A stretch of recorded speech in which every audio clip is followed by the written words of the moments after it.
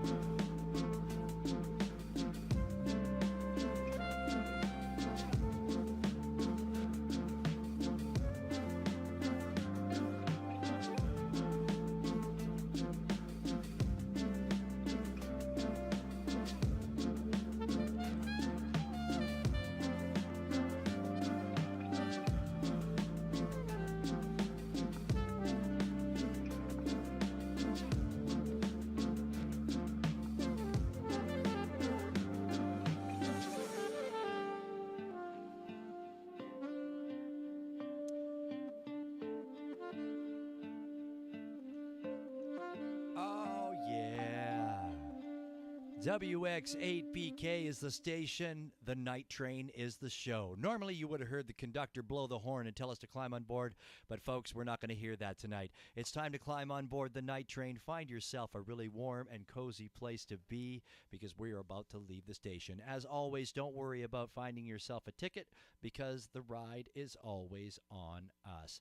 Opening track tonight was called More Good by Fendel Mark and Yoshi Labs, a nice little collaboration by them. It's pinned up at the top if you're so interested on heading up there and checking it out and maybe collecting yourself a piece. Really beautiful piece. Really dig it. Love it to bits.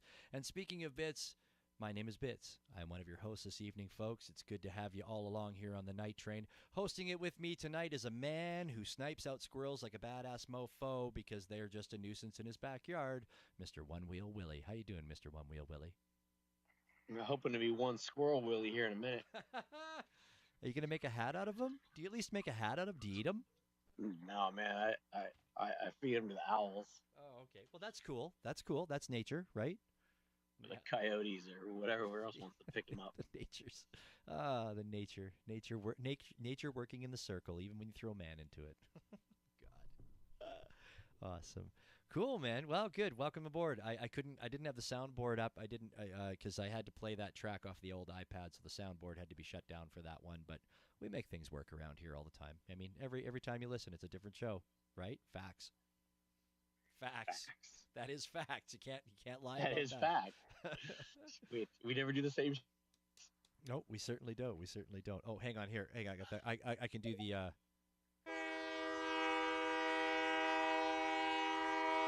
All aboard! The Night Train with Willie and Bits on WX8BK. There. Now I feel a little bit more complete that I played that. There we go. It fired up. We're good. We're good to go. Good to go. Thank you, folks, for joining us tonight. We appreciate each and every one of you being here, taking time out of your day to come in here and hang out with us and to hear from our guest tonight. We are the Night Train. We're here every Tuesday night at 9 p.m. Eastern, 6 p.m. Pacific. Insert your own time zone where it may apply to you. Tonight, we will be welcoming up Maximillian in just a little bit to chat with us and find out who Maximillian is. Do you know who she is? I don't know. We're going to have to find out in just a little bit. Next week, we have Alu Mixis will be our guest of honor here on the Night Train. And the following week after that, we will have LM Designs going to be joining us. So we got a full docket this month. You come on out and check it out. We're here every night, Tuesday night, 9 p.m. If you ever miss a show or you want to check out some of our old archived stuff, you can always head over to YouTube. Go to wx8bk.com. If you don't know where YouTube is, if you go to wx8bk.com, there's some links there that'll hook you up over to that. There's some really amazing interviews there that you can check out from the past, like Mr. Mike Nash, who is up here with us in the audience tonight. We've got a great interview with Mike Nash. We also have a great interview with Fendel de la Creme, who is down there as well. If you want to check those out, they are available on YouTube. What's been going on this last week, Willie? How you been? Trying to finish out baseball. So we're like having makeup games, which is destroying us, and coming up on playoffs. So we don't know if we'll have a game Tuesday or Wednesday next week. It's gonna be a nightmare. By the way, for anybody that doesn't know, Willie is a scout for minor league baseball. Yeah. Yeah. Right? You're scouting out your own kids. Oh yeah. Scouting out my own kids. Yeah. What do you mean, my kid? Making sure they make it to the bigs. Right. Absolutely. What do you mean, my kid's not good enough? That's my kid. Yeah. Damn it. Cool. Well, that's, makeup games. You got to have those makeup games. Makes the kids happy. Kids love it. Do they like it? Do they dig it? Do they ever go fuck Dad, we don't want to go? No, they're loving it right now. So that's fine. Whatever keeps me out of having to go to soccer games. That's all I care about. Okay. So no, we can't do both sports. They overlap. Sorry. You have to pick one. Okay, baseball. All right, great. That's fantastic. You're not a soccer fan? Is it because you don't drive a minivan or what? No, because the paint's already dry inside my house, so I don't have anything else to watch. Gotcha. Not a soccer Yeah. fan. All right. Yeah, I don't have anything to compare it to when I watch soccer. So fair enough. Yeah. All right. Well, there you go. Cool. Not a soccer fan. Cool. At least not at that level. Like, I'm sure, if I were to go to like a live professional game, it would be a whole different story. But at the kids level, it's quite boring. It's not your jam. Not your jam. That's all right. I can appreciate that. Yeah, I haven't done much in the last week. Went and had a disconnected weekend. This past weekend, I went to my cabin and I literally did nothing. The only effort I put in was hanging out with my dog and drinking beer, and I'm not ashamed of that at all. It was a beautiful, beautiful weekend. Like, I did nothing. It was so wonderful. It was calling to me, though. I was looking around the cabin and the property going, man, I could just go over and do that. I could just hang that up, or I could just go chop some wood, or but then I was like, no. Like, there's still choring to do out here. There is. But I specifically left my 4Runner at home. I had loaded it up 2 weeks ago. I pre-cut up all the wood to make a brand new picnic table. A little bit longer, a little bit bigger, brand new, beautiful, out of like pressure treated wood instead of the old one that was stained and rotten.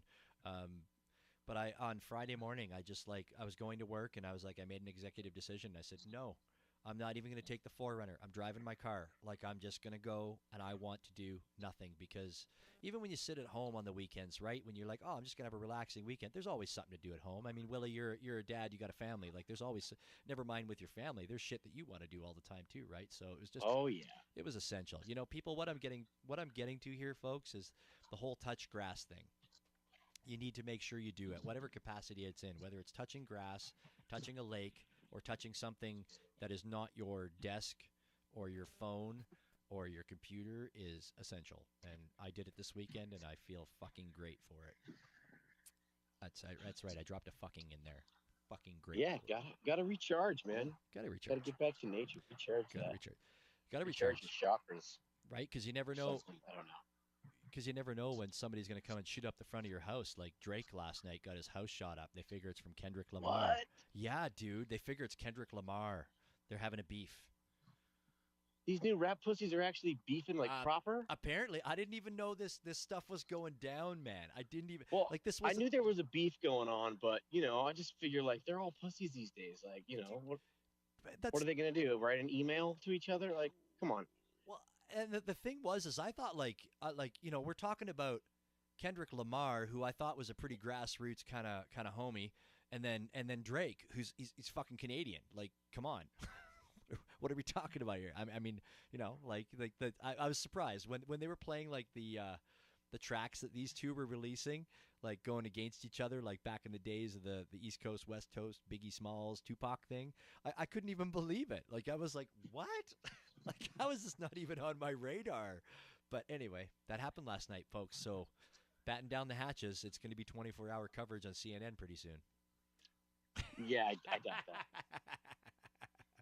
No, and it would be a sad fucking world if that was what was going down for 20. Actually, you know what? I wish that the world was so benign and boring out there that was the 24-hour coverage on CNN. That would make me happy, honestly. That would be good, but unfortunately, it's not that way. But yeah. Oh yeah, I mean there should be more coverage of that so that they can bury the corruption in politics and world markets and things like that. But you know, they have plenty of other things to bury all that news with. Right. Yeah, they do. They do. I didn't do much collecting in the last week. I think about the only NFT stuff that I want to mention is that, of course, folks, you can always head over to the WX8BK object page, and you can collect yourself some stuff out there. We've got some collab funnel stuff going on there. We got some collabs that we've dropped with some really great artists in the space. We have drop number 1, which was Saved by the Future 2 by Iteration. We also have Mr. Microphone by Shilly Preston and Fendel available. And the last drop that we had was the Runaway Night Train by Ryan A. Net that we got kicking around up there. We'll get that pinned up to the top for you as soon as I can find it. You can head over there and you can collect those pieces. We also have tonight's collector's token for the show that we started up last week with John Cates. But this week we got our Maximillian promo ad that we're selling for 0.2 Tez. We're not making millions off this, folk. We just want, you know, if you really enjoy the space and you want to have a little bit of a memory other than, you know, being able to listen to the recording on YouTube, you can collect this little token over on Marketplace. I'm actually going to put that up there at the top right now because I have that in front of me. But you can head over there. It's 0.2 Tez, you know, buy 100 of them. That's why I was late, by the way. Well, I had to reset my wallet to Object to be able to pick it up because I forgot to get it last week. Oh, man. You know, I was like, well, I can't forget this week because it's an open edition and you can't, Yeah. Can't really go back. Got to try to pry one from someone else's hands, and that's not. But that's you could. Not gonna be very likely. But you could, because I mean, some people did get multiples. I don't know if they're looking to, share, but some people did. Some people are kind enough to get multiples. But for 0.2 Tez, hey, why not? Go collect it. Go over there. If we become millionaires off of that, I hope that we would have to pay somebody some royalties because that means we're making money. But it's just a little thing we're putting out now. We're going to try it out because I've been producing these little reels for basically every show that we've done, just about. By the way, this is episode 100. Ba-ba! We should probably have a little music for that. I don't know. We thought it would be a little bit more grander. Yeah, we didn't have any production because I think we're not sure if it's 100 or not. So It's definitely at least 100. Thank you. No, I appreciate that very much. Right? I can't even argue with that. We've been doing it for 2 years, is what it boils down to. We've been doing this space for 2 years, basically like clockwork. And we have met a whole bunch of great friends. So that's all I got to say about that. This has been a wonderful ride. Speaking of meeting great friends, also, too, we will have Maximilian up in a bit. Sorry, Maximilian. I know we're dragging on just a little bit here, but, it was a little bit of a sputtered start, and this is kind of what Willie and I do sometimes. Got to do the housekeeping. Got to sputter. Yeah. Sputter into the gate. Speaking of friends and hanging out and all that kind of stuff, too, we do have TezCon coming up June 1st in Seattle at the Seattle NFT Museum. TezCon being put on by TezTones. Taya Cafe is also supporting it as well. The WX8BK is going to be there. The Night Train is going to be hanging out. We're going to be giving away some swag. I am going to be doing a little bit of a stage appearance there as well, interviewing some artists. We're going to have a little spot there, too, where I'm going to be grabbing random artists that are hanging out there. I think Shilly Preston is showing up. Paul, who is a ghost, is going to be there. Fendel de la Creme is going to be there. The number one Hash Brown is going to be hanging out with us. Bill Knight's going to be there as well. So I'm going to be grabbing those artists and doing a little bit of quasi guerrilla interviews as we go, too. So if you're in the Seattle area, June 1st, I highly recommend you head on over and check it out. It's going to be a great event. It's going to be epic, and I bet you that this event it's free, right? It is free. You betcha. But I think there are tickets so that we know how many people are there. So make sure you go on Eventbrite. Correct. Figure out how to get a ticket so that you actually reserve a spot. But it is free. I was just actually Googling around that, trying to find. But I guess TezTones is probably the best place to go for that. I'll find that. We'll get that pinned up to the top for you if you want to head over to the Eventbrite and get yourself a quasi ticket. Because sometimes people just like to have tickets because it's the way to go, man. It's going to be a great event, and it just helps give a head count and make sure that they're not over prior capacity. Absolutely. So. Absolutely. And I'm going to tell you, folks, I think this will be the only time that you are going to ever have this TezCon experience in a small, intimate venue. I think after this year and this inaugural event, this is going to go through the roof. It's going to be in the convention center in Seattle next year. Fendel's already planning it. Fendel knows it's going to happen. It's going to be epic. We got lots of people jumping in on this. It's going to be a good time. Going to be a good time. June 1st, the Seattle NFT Museum. We'll get that pinned up at the top there. Find the Eventbrite.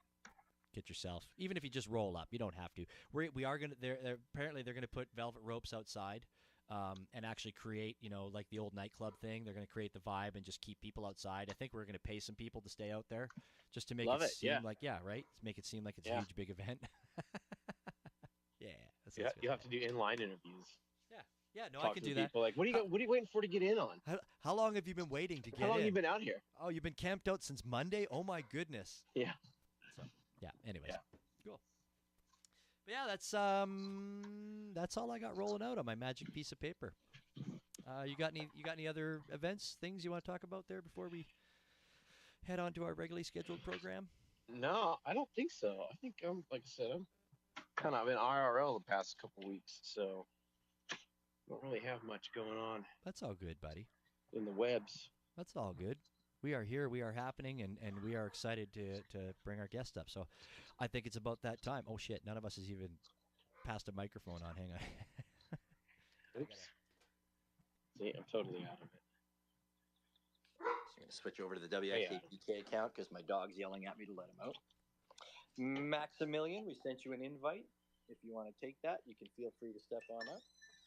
Just like to say thanks. I mean, unless anybody else out there is an electrical designer and needs a job, then by all means, contact me.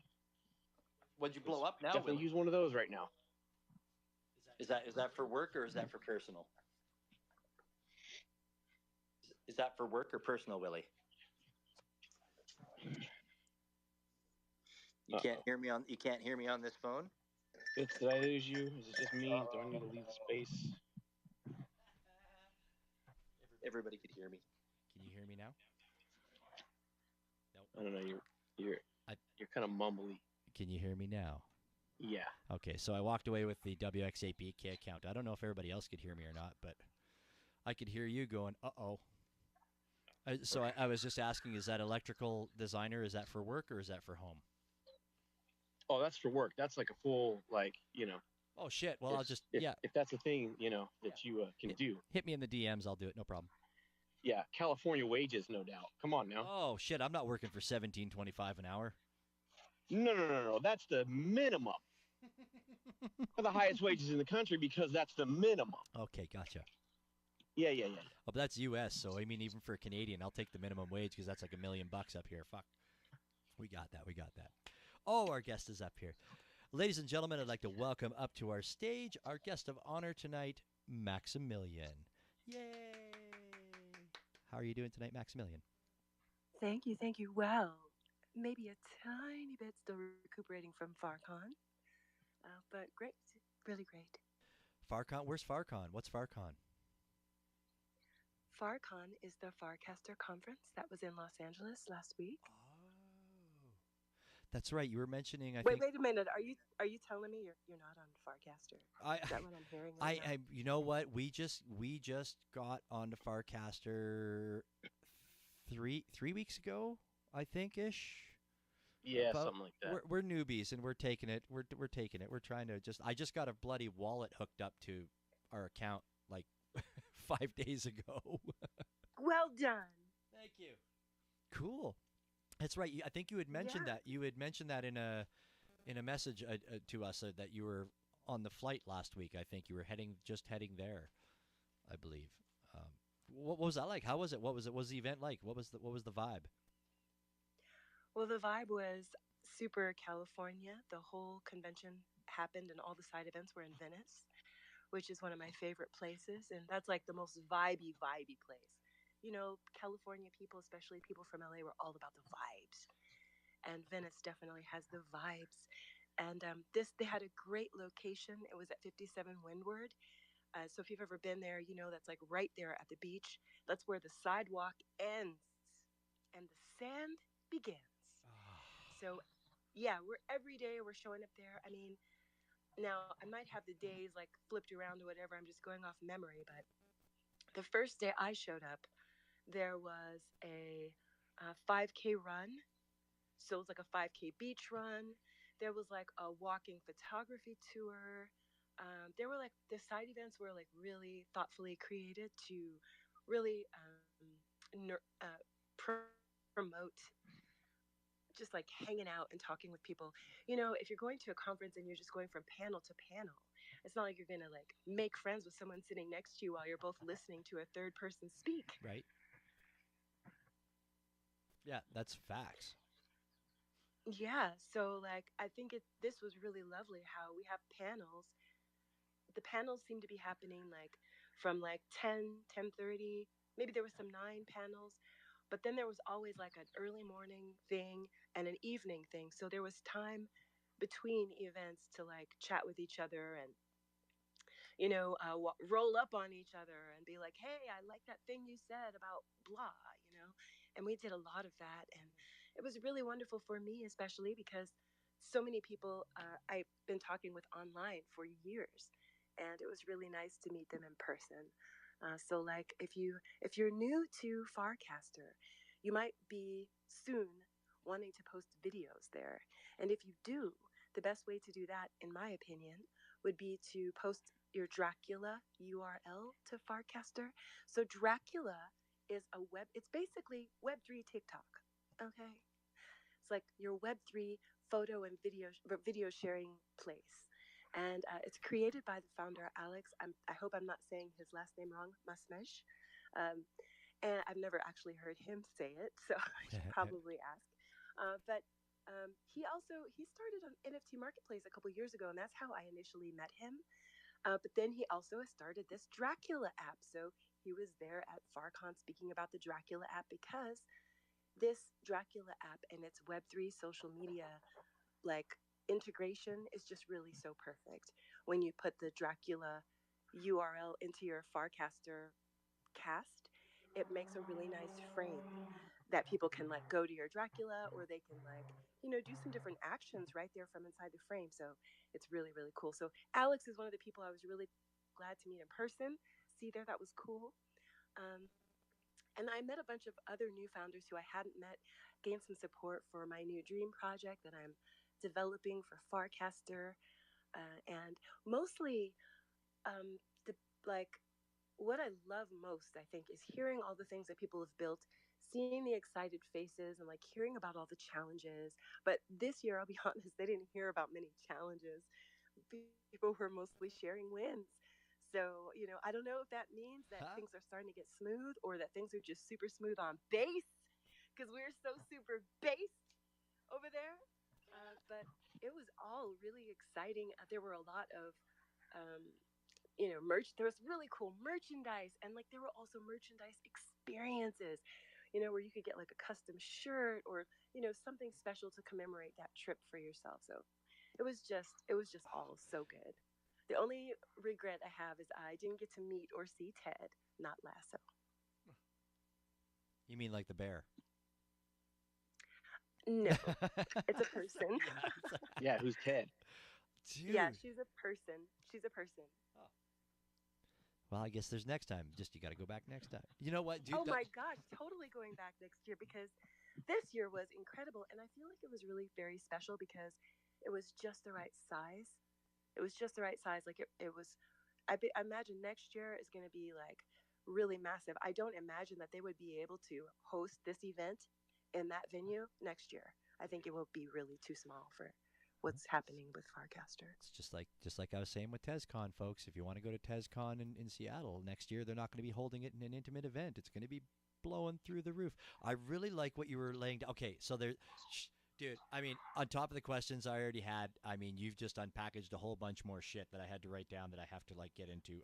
But I want to say that it really sounds like they dialed in the event there, and I hope they can continue with that because I agree. A lot of these events, it seems it's like, and this goes with anything. It doesn't necessarily have to be this Web3 world and all, and the NFTs and all this stuff. Is that they create a lot of stuff where you're all sitting in there next to each other, listening to people, where you can't talk about it, where you can't instantly react about it. But to give y'all time to breathe and interact in between makes fucking sense, right? Like it's like I always say, going on a first date to a movie makes no sense at all. Why would you go on a first date where you're going to sit for 2 hours and not talk to each other, right? Like, so. Oh, I know why. I know why. Why is that? People who want to go on movies with first dates, those are the people that are like, oh yeah, then she won't know at first how boring I am. Let me take this to an exciting movie, get all those adrenalines going. Hopefully something sexy, so maybe she'll want to. Anyway, that's why. But I feel the same as you, and I tell people that I say, oh, this is actually, you know what? I'm glad you brought this up, and I hope you don't mind me interjecting, but I had to. Shoot it. Yeah. This Nope. is something that when people say, "Oh, Maximilian, let me take you out," I always ask. I say, "Oh yeah? Well, if I say yes, what do you have in mind?" I'm judging, and I totally judge.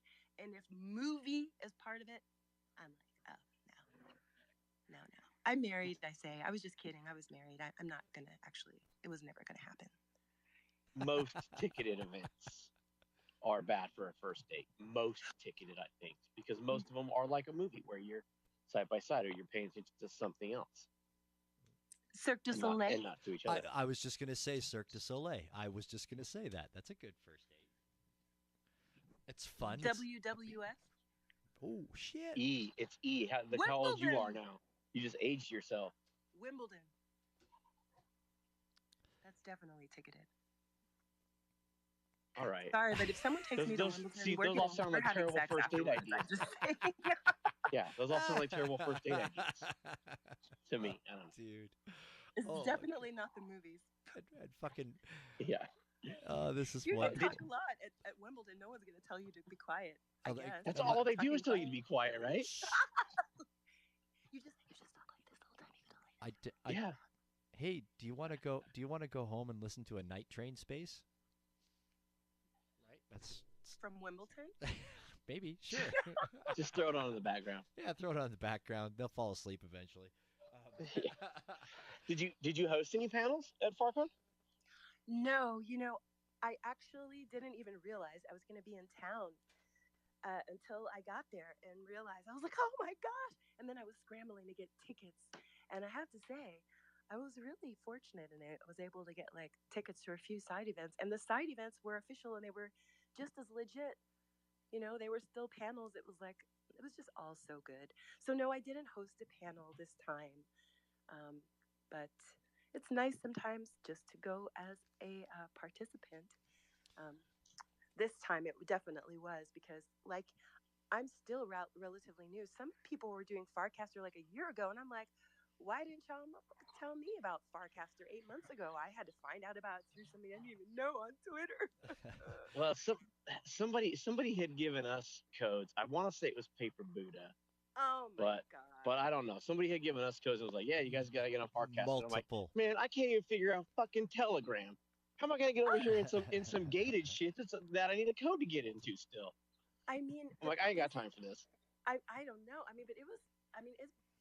So how long ago did you get that invitation, if you don't mind me asking?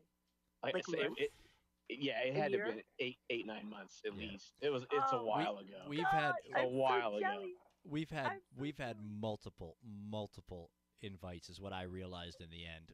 When we Yeah. finally went on, it's like, oh, you can't use this invite because you already have an invite. Oh, you can't use this invite because you already have an invite. It's like, uh-oh. Yeah. Shit. Oh. So what I had to do is I had to go fire up Windows 95 on my old computer, and then I found the original invite. No, just kidding. Shit. Well, we're there now. We're there, and you know what? Maximilian. It really bummed me out because I just attached a wallet to it, like seriously, on Friday or Thursday, I think. But the realization is that this whole time people were tipping us degen, but it never went anywhere. Right? It was just yeah. So Willie and I probably You had to lost. have a wallet connected first. See, I thought it might not have mattered because it should be tied to your account, and you should be able to tip it out into. I don't know. Yeah. I guess not. Well, it hasn't appeared in our wallet, so anyways, but we're there now. We're happy. Well, you gotta claim it. I know that much. Yeah. We're Like working on it kind of gets into a holding account until the end of the season, which just ended, and then you got to go to the claim page to claim what people have actually been tipping you. Well, So it's not like if they tip you, X number today that you can go get that today. You have to wait until the month or a month and a half, whatever the season see, is, until you can claim all of it at once. And there is a claim period also. so much pressure. I Yeah. know. It's a I lot. know. And once you get used to something, and then, it's still relatively new too, and things Yeah. are like been switching around. Like I think there was tipping, and I think now tips have been removed, right? No. They've been nerfed. Like they've been severely downgraded by like 90%. So people I are getting like know, 10% of their tipping allowance that they had last month. These are the pressures. Yeah, I don't know if I don't really understand the why of that. I mean, it's at some point you run into a cash flow issue.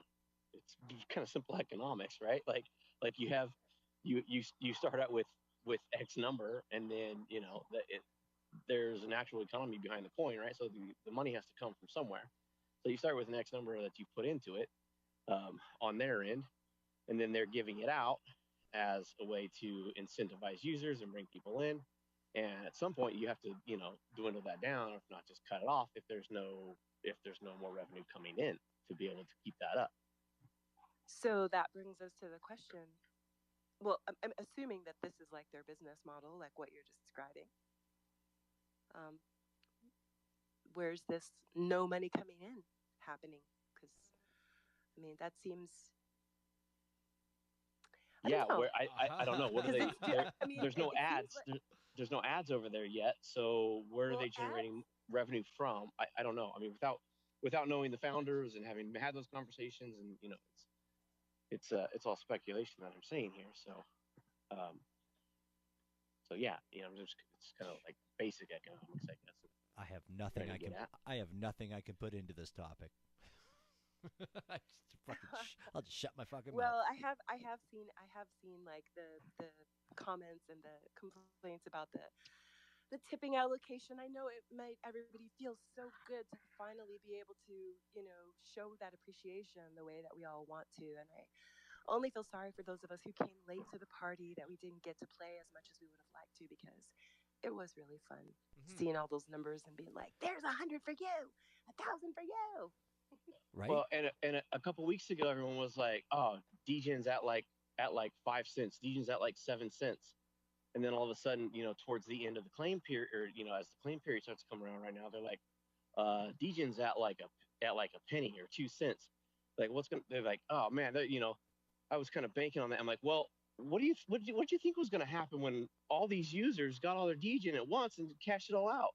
You got a massive fire sale. Everyone's cashing it out at once. Like you don't make the numbers go up by selling all at once. Make the numbers go up by incentivizing people to buy. Well, I felt like needing to have 10,000 degen in order to get an allowance was the incentivization, and I had hoped to see that, play. Well, I think I think that was part of it, and I think that was something that they were hoping on. But I because they gave so much out, a lot of people were able to get that in tips, and then not have to actually buy anything. So they're still then just holding that. So, but I saw some individual users or whatever that made like 200,000 degen in tips. So, and all they need to hold is 10,000, right? So there's still 190,000 you can cash out. It's a couple grand. So I mean, it's just kind of like simple economics, right? Well, I don't know. If there is such a I'm thing just as saying, like, I don't know what's going on behind their camp, but the way that we're talking about it here, it may seem Right. that way. Right. We don't exactly. We don't know what their thought on the back end is, and how they're going to try to keep that price going. But I mean, well, they seem to be been doing a pretty good job so far. Well, the good news is that there are other tipping systems too on Farcaster, like floaties, which are really cool. Floaties is like where you see people tipping with like emojis, like there's ham. There's a whole bunch of different ones, but for someone who's listening, who's new, who's wondering, you can also tip with floaties. And that just is like, yeah, that's just as fun. that's even new to me. Yeah. So you can even tip with USDT through floaties. So I mean, yeah, I mean, you Well, can there. convert your ETH to create to tip people, but I don't know. My thought is, and this is like, again, this is just my thought, is once that free tip allocation goes away, a lot of those tips are going to start drying up. Well, yeah, because you're literally giving people money. And when you're giving away free money, you're not as, maybe not as like, it's not coming out of your rent money or your art buying money or your paint buying money or your whatever. So I definitely understand like how people feel more generous without Yeah. having to be so thoughtful about how they're giving or how much or whatever. Or whether or not what they're getting back in return is worth it. But you're not getting anything back in return for a tip most of the time. True. Because yeah, I mean, because farming, it would be considered like asking for tips. That's like not really the vibe over there. So Right. most of the time when you're tipping, you're not tipping to get something back. You're tipping to feel like you're the fairy that made someone's day. Yeah, Well and put. Yes. even for some of the people that were given, that could feel like the fairy for the day too. Like for some of them, for sure. Like some of those folks just loved it because they didn't have anything to tip like that before, and here they were being given this bags of gold for real. Yeah, that was literally, changing someone's life. I mean, that would have been really nice. I got some tips that, unfortunately, I think I wasn't able to claim because they're not showing up. It's been like a pretty smooth experience, but I did have some little hiccups here and there on mobile. Um, so, but Yeah. I really enjoyed tipping. I even bought some floaties so that I bought some floaty money so I could tip a bit more. But then also it's like it might seem kind of funny, but it's like, we're tipping people, but like we don't really know if they understand what to do with those tips. So like, am I just like throwing my money into the air? I don't know. Make it rain. That's a good point. Make I mean, it I think over there most people do. Most people understand they need a wallet connected.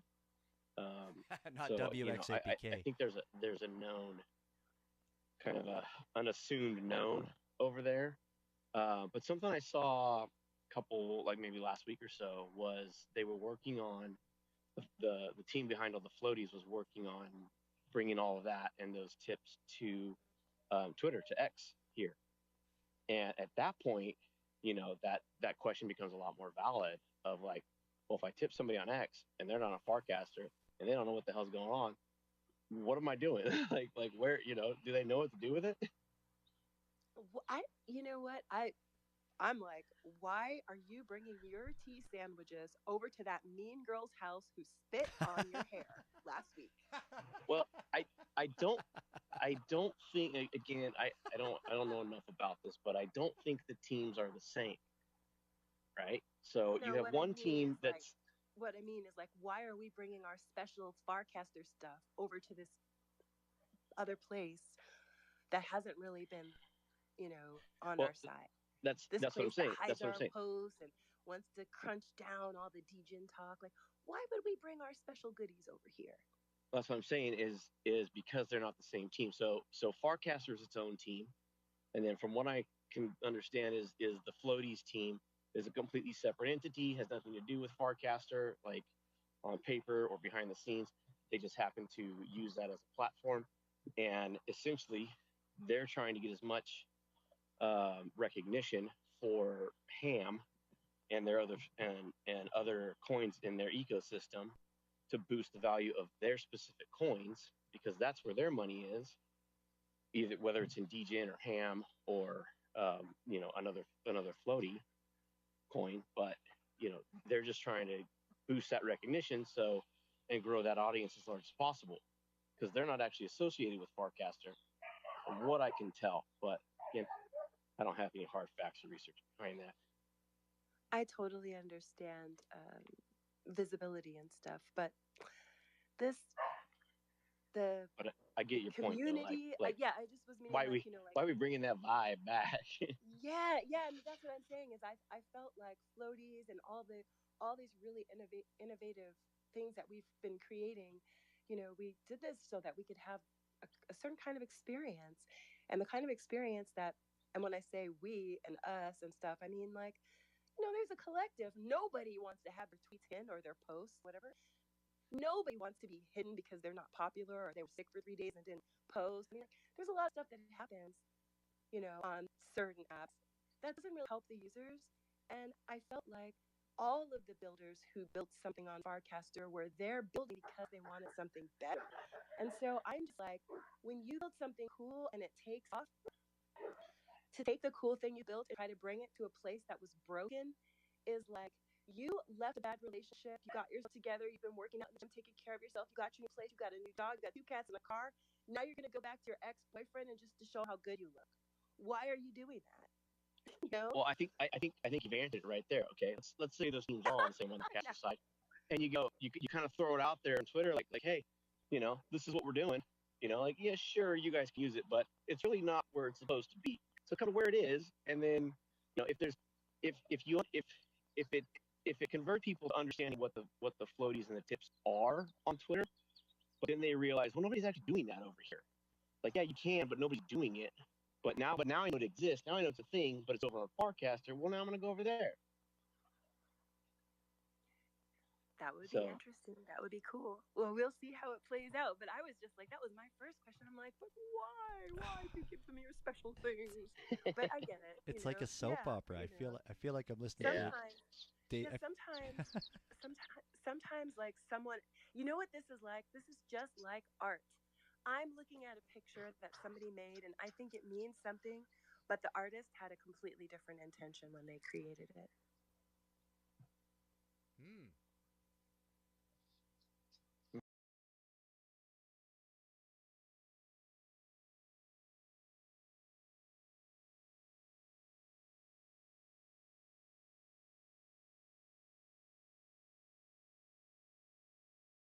If only we had live video that worked, so we could be seeing the same thing you're seeing, so we could discuss it better. Wouldn't that be amazing? Oh man, wouldn't that be amazing? Wouldn't that be amazing? Oh, it would be. If that was a thing. Well, there was more going on than the Farcaster conference in Los Angeles last week too, though. What else was going on? What's going on down in LA? Certainly a whole bunch, but the main reason that I went, and because remember I told you I found out about FarCon after I got there, I really went to go support our friend Sketch Poetic.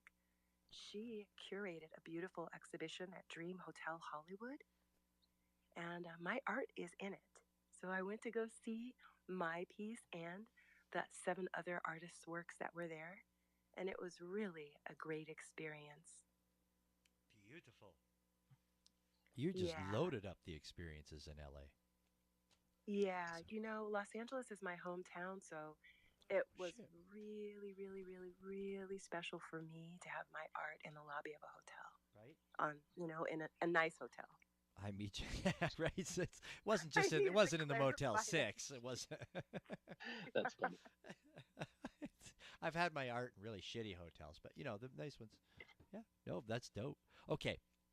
Okay. So I mean, y'all came out Maximilian. You came out exactly how I knew that this was going to happen. Like you came out blaring, blasting, and flaming, and I love this because you've brought up more questions than I initially had, and you have shown exactly why we're having you on tonight 100%. I mean, I've chatted with you a couple times in random conversations during Temple Talk back when PB was running them on Saturdays. I think we talked about, I think one of the first conversations I was involved with that you were in was we were talking about layers, under layers, right? And we were talking about Under Armour and stuff because you were going to ETH Denver or whatever and what have you. But every time I experience you in a space, I realize you're a person that you touch a little bit of everything. You've got knowledge, and you're keen on wanting to know about other things as well. You're eager to learn, you're eager to share, and you're very positive vibe. So, can you tell us? Can you introduce yourself and tell us who Maximilian is? I would love to do that. Thank you. Thank you for the opportunity as well. Well, my name is Maximilian, and I want everyone to know that's what I like to be called. I don't go by Max because Max actually is a different name. It's not a short version of my name. My name is Maximilian. I am a female, fine artist. I love digital art. I prefer digitally native art right now these days. It's allowed me to create in more places. I grew up in apartments mostly. I have not, until much later in my life, really ever had a space to make art. I always had to um, keep my stuff together in a way. And didn't really have my own creative space to be messy in, uh, you know? And so I feel like that had a lot to do with my deep interest in what I could create digitally. Um, so that's one. I love to share the art that I create. And that means also like sharing the processes that help me innovate. Not necessarily, I'm not a teacher exactly. Like, I don't teach art processes like some of my other friends actually teach art. I'm more of a concept teacher. I can teach you how to do what I do, which is build concepts. So it's kind of like teaching you to paint with these brushes in your mind, maybe in a different way than you do. This is something that I've been told many, many times that has been life changing. My ability to help someone look at something in a new way that elevates something that they're doing. And I love to express these different modalities through art. There are a lot of things I've taught myself, and I try to express it through my art. And just like how we were talking about the floaty devs and their intention, it's the same way with art, where I may be working through something, trying to get to a certain place, and sometimes art that comes out, it's not what I envisioned, and that is often because I didn't have full cohesive vision. I had a concept of certain things I wanted to experience. I'll give you an example when I'm talking about to bring the abstract together. So I have a collection of fashion. These are like fashion images, And the things I was really focused on was skin. I wanted the skin to be like glowing. I wanted it to be so irresistible that you'd want to put your lips on the shoulders, that you would try to kiss the neck of this image. I wanted the skin to just almost look as if the heat was like coming off of it. Another thing I really wanted to get right was, talking about working with AI. I trained my own models. I wanted to make the hair look real. I'm a person of color. My hair has many textures. Some of my hair is really curly. Underneath, my hair is more wavy. It's kind of like all these different textures. And a lot of people, of multicultural people, have hair like this. And so one of the other things I really wanted to be able to do is I really wanted to create the hair that would resonate with people from all over. Skin and hair. These were the things that I really want to dial in and get into. So when I approach collection, sometimes my approach is a bit abstract. I'm going off a vibe. Skin and hair, that's like I want people to connect with like the humanness of the subjects. I want a person to see, oh my gosh, it looks like my grandmother, or ooh, I wish that was my girlfriend. I'm gonna find your girlfriend that looks like that. But I wanted to connect with the nuances of being human, the different complexions, the different noses and freckles, and these types of things. It's a similar exploration that I went through when I created the Museum of Robot Art.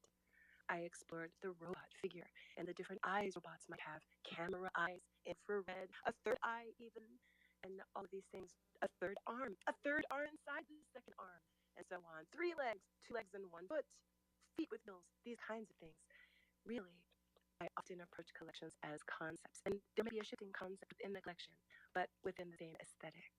I've created also a collection, which is my next style release. It's coming off the robots now. These are car-shaped robots. What? Car-shaped robots. What? Again, yes. But again, these are really unique where each car, each vehicle, car is even too limiting because some of these, they go underwater, some of them are in air, they do both. I wanted to create a persona, so it's not just a vehicle. I wanted to give it some personality. So I try to do with everything, whether I'm creating robots, cars, or fashion. I really do go for, these are the tick boxes. Never seen before colors. I really try to do that. I try to do realistic metallics because metallics make me happy the way the light bounces off of them. So it's kind of and also crystal and gems, diamonds, sapphires, gemstones, amethysts, these kinds of things. These are all aesthetics that bring me a lot of joy and comfort. And I think it has, I think a lot of this, like, why do I like all this really fancy, shiny stuff? And I know it makes me feel good. I know it has to do with the way the light is bouncing off of it. So this is a description of my art aesthetic and how I approach the concepts that when I create. And it's not exhaustive, but there it is. And my name is Maximillian. And may I also just say thank you so much for being here. Thank you for joining us. I really enjoyed the first part of the chat where I was just listening in the audience. I love the vibes. And I want to thank our friends too coming in. I see Optic Style, Mike Nash, Jay, Juliet, Sister Sage, Innovation. I don't know everyone. But I do want to thank my friend Brahanu also, who I see here. So to the new friends, I thank you for coming too. Damn. And we always appreciate that. We always appreciate that too. That's a lot to unpack. Dude, I almost ran out of fucking ink. Maximilian, one thing I definitely want to say, just listening to you, describing the things that you create, it's just, like the child in it, if I could say that, like the experience of discovery and getting down to the basics, like talking about getting metallics and the crystals right, and then you talk about the car-shaped robots and the museum robot art. Like it just seems like really tying into things that really appeal to a lot of humans, probably from a young age and up. That's the kind of vibe I get out of it anyways. Not to downplay it because you're doing very fucking amazing stuff for sure. At all. Were you growing up, were you always this kind of a person where you always wanted to create and you always wanted to make these things? Not exactly like this, but I was always creating. I've been getting in trouble for doodling since forever. I was always doodling fashion, always doodling stilettos and really outrageous clothing. I never drew regular clothing. I always drew things with like vampire, like Dracula's collar, like the giant collars that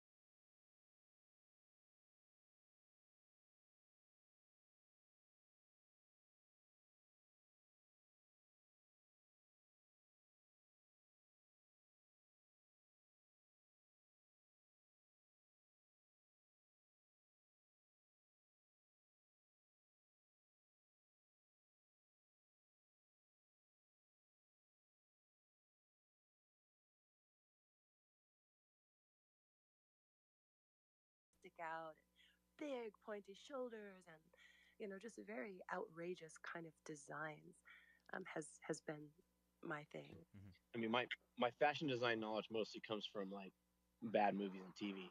But isn't most fashion design like doesn't it usually start with the outrageous and then Well, they dream of dressing people. They want to dress you. They want to dress me. They want to dress you for when you go to the movies, when you're you go to telling me work and somebody stuff. designed business slacks and cargo Yeah, shorts? that's That was right. like a drawing where they're like, no, we'll do it this Yeah, way. That sounds ridiculous yeah. to me. No, it's true because it's a different desire, right? Some people they're like, you know what?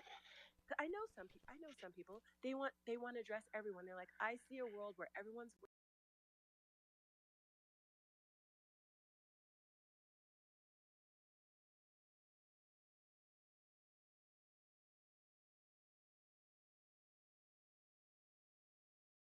wearing clothing that fits them well, that's affordable, that looks good, that's made out of sustainable materials.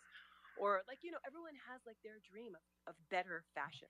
Sometimes better means more sustainable. Sometimes better means it was made, not by children, or not by slave labor. There's all these different verticals in fashion that is not the same thing like what I was dreaming of. The fashion that I create is fashion for films. I am a filmmaker. And so the fashion that I'm creating is really for the movies that I'm envisioning because they're futuristic worlds. So if it's a futuristic world, the number one best way that I can show you this world, help you understand it, is by what people are wearing.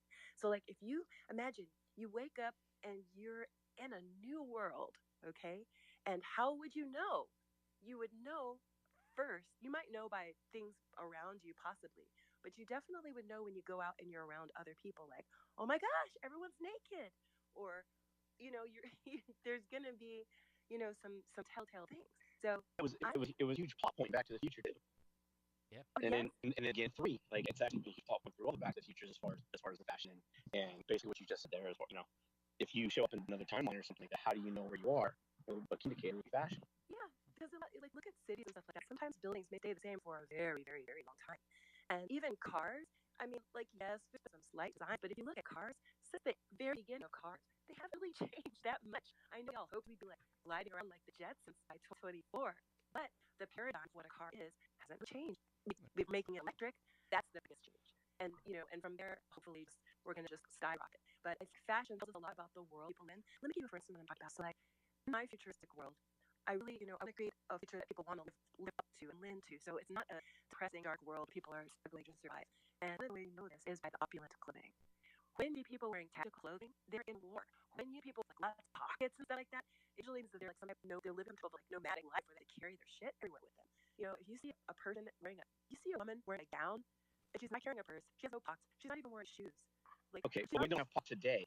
of course we have pockets. Of course we do. But my point is that if you're able to wear an outfit that has no pockets and you can even not wear shoes, you're living in a very safe, protected environment where you don't have to protect your skin from harsh elements. You don't have to protect your feet. You know what I'm saying? And maybe the fabric and material of your clothing is even maybe transparent or it's silky or soft. It doesn't have to do a lot to protect you. Maybe just covering you for modesty.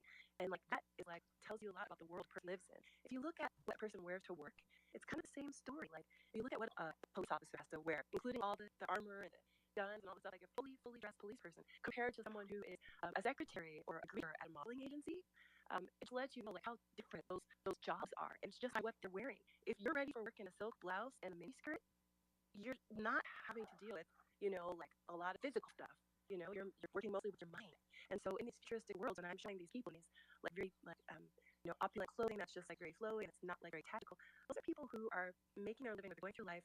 They're not having to do a lot of physical labor. Most everything they're accomplishing is with their mind. Yes, there, Willie. No, it's they're I'm loving this discussion. My women don't talk. It's a joke. It's a constant running internet joke. Yeah. But right, we'll get back to that. These are I jokes. want to People. know the joke too. These are the jokes. I mean, People. the joke is that even though they have pockets like sewn into their jeans and things like that, they're not usable. And women complain constantly about how the pocket, like, even though they have pockets, they can't use them for anything because they're usually wearing a lot tighter fit jean or something like that compared to a man to show off their form. And that you can actually put anything in pockets, even though they're more for fashion and not for actual function. Oh, They're it's a cargo pocket shorts. gesture.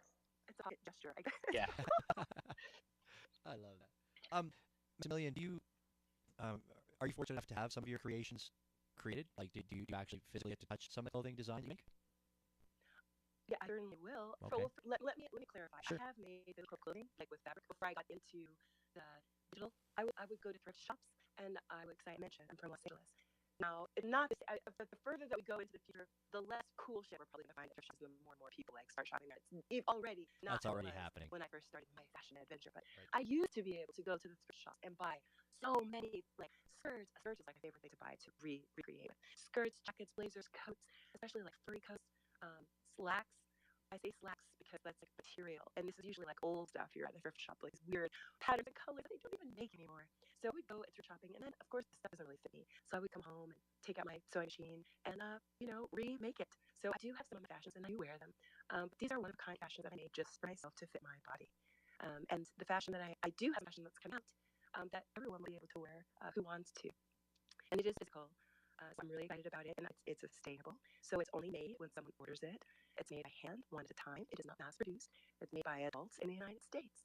So it's ethical, and it's not something that anyone has to be embarrassed about wearing. I know that sounds crazy. Like, I would be embarrassed if I knew that I was wearing something that a child was making slave labor. That's just not cool. That's why I still boycott Nike. No, I don't have any. No, that's why I still when I was a boycott. kid. Huh? That's why I still boycott them. Yeah, it's too Yeah. bad. I wish they get a program. Okay. But I don't want any part of that because I don't like to add to the suffering of the world. It sucks. It really sucks. But I just don't want any part of that. And I know that a lot of us don't want a part of that. There's some suffering that we are going to take part in unknowingly. I think it's just that way. But at least let me not take part in the suffering that I know about. Yeah, facts. Well, I guess if you're taking part in the suffering that you know about, well, that just kind of makes you not such a nice person. Don't buy Nikes. Don't eat chocolate. Don't drink Starbucks. Those are the big three ones. But Lululemon's in trouble now too. That's the environment. That's not child labor. I mean, I saw these giant piles of clothing at Lululemon, and it was really sad. Yeah. But really, you know what it really points to me? Yes, manufacturers made stuff. It's true, but there's a larger problem. Of like, how we shop. How we value things. Disposable things. How some people are just willing to throw things away. And sometimes I totally understand it. But there's a larger problem that I think a lot of people don't look at because, I know for sure that there are some people who feel this because they've actually said it. That it's a problem that they believe won't exist in their lifetime, and so they feel it's not their problem to solve. Right. Yeah, I've heard that. As in, they know it's a problem, but the effect won't come to fruition before they're dead. Yes. Gotcha. Yeah. Cool. Let's go back to your clothes. You said will be available. What? I'm having a hard time wording. Like, what are we gonna see there? Like, are we gonna see a variety for both men and women, or? Yes. Okay. So if I had known, I would have brought some samples to show you. But I can tell you, so it's all seasonal. So right now the weather's warming up, and there's I'm gonna release this like pool party stuff. So that's like sweatshirts for guys, and these really cute short sleeve button down collar shirts made of silk. For men and women, for everyone actually. Shorts too. Like some of my girlfriends like to wear shorts. I mean, I don't know. I can't say who would want to wear what, but the shorts are really cute for anyone, and the shirts are really cute too. I'm making some. I'm not sure about the swimwear, to be honest.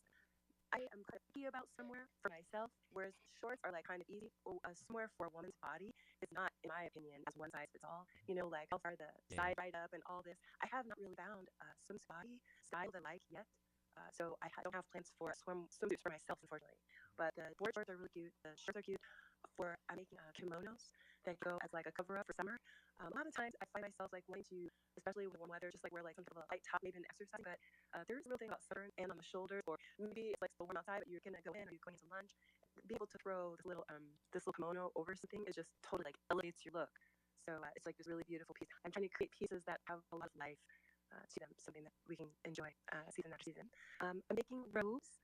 These are all things that I use in my life. Like I find robes really comforting when I get out of the shower to wrap myself up in it. So I'm making robes, and I already designed one for this year, but I made it beautiful ones. The trick is the weather changed before I put them out, and it was just like I was like, okay, I totally messed this up. I should release onesies in like August, but I'll hold up to them until next year. So yeah, these are like some of the things I'm doing. I just go off season and inspiration. Yeah. I know right now it's about to be pool party season. So then when it starts to turn toward fall, then I will introduce the cozier kind of things. I like it. I like the vibe of just going back. Traditionally that is how clothing used to always be presented, right? Like, it's always, here's our spring fashions, and here's our fall fashions, and here's, driven by that. But I find nowadays, of course, there still is that. But I find nowadays that it kind of just be scrambled. Like, there isn't as much in touch with that. Like, even when you look like your Walmart flyers that come in the mail or what have you, like it doesn't seem to be driven like that anymore. So I kind of dig that vibe about just getting back to the seasons thing because that's facts, right? I mean, I live in Canada, it's fucking wet all the time, so it doesn't apply to us. Puffy pants and jacket, that's how. No, just kidding. Yeah, you need puffy board shorts, right? Puffy board shorts. Use my board shorts. Yeah, I'm looking forward to the fact. When you will be releasing these lines, what is that going to be on tag? Is it going to be Maximillian, or is there going to be a branding associated with it? I have been creating the digital designs for Catwalk XR because they started off digital native.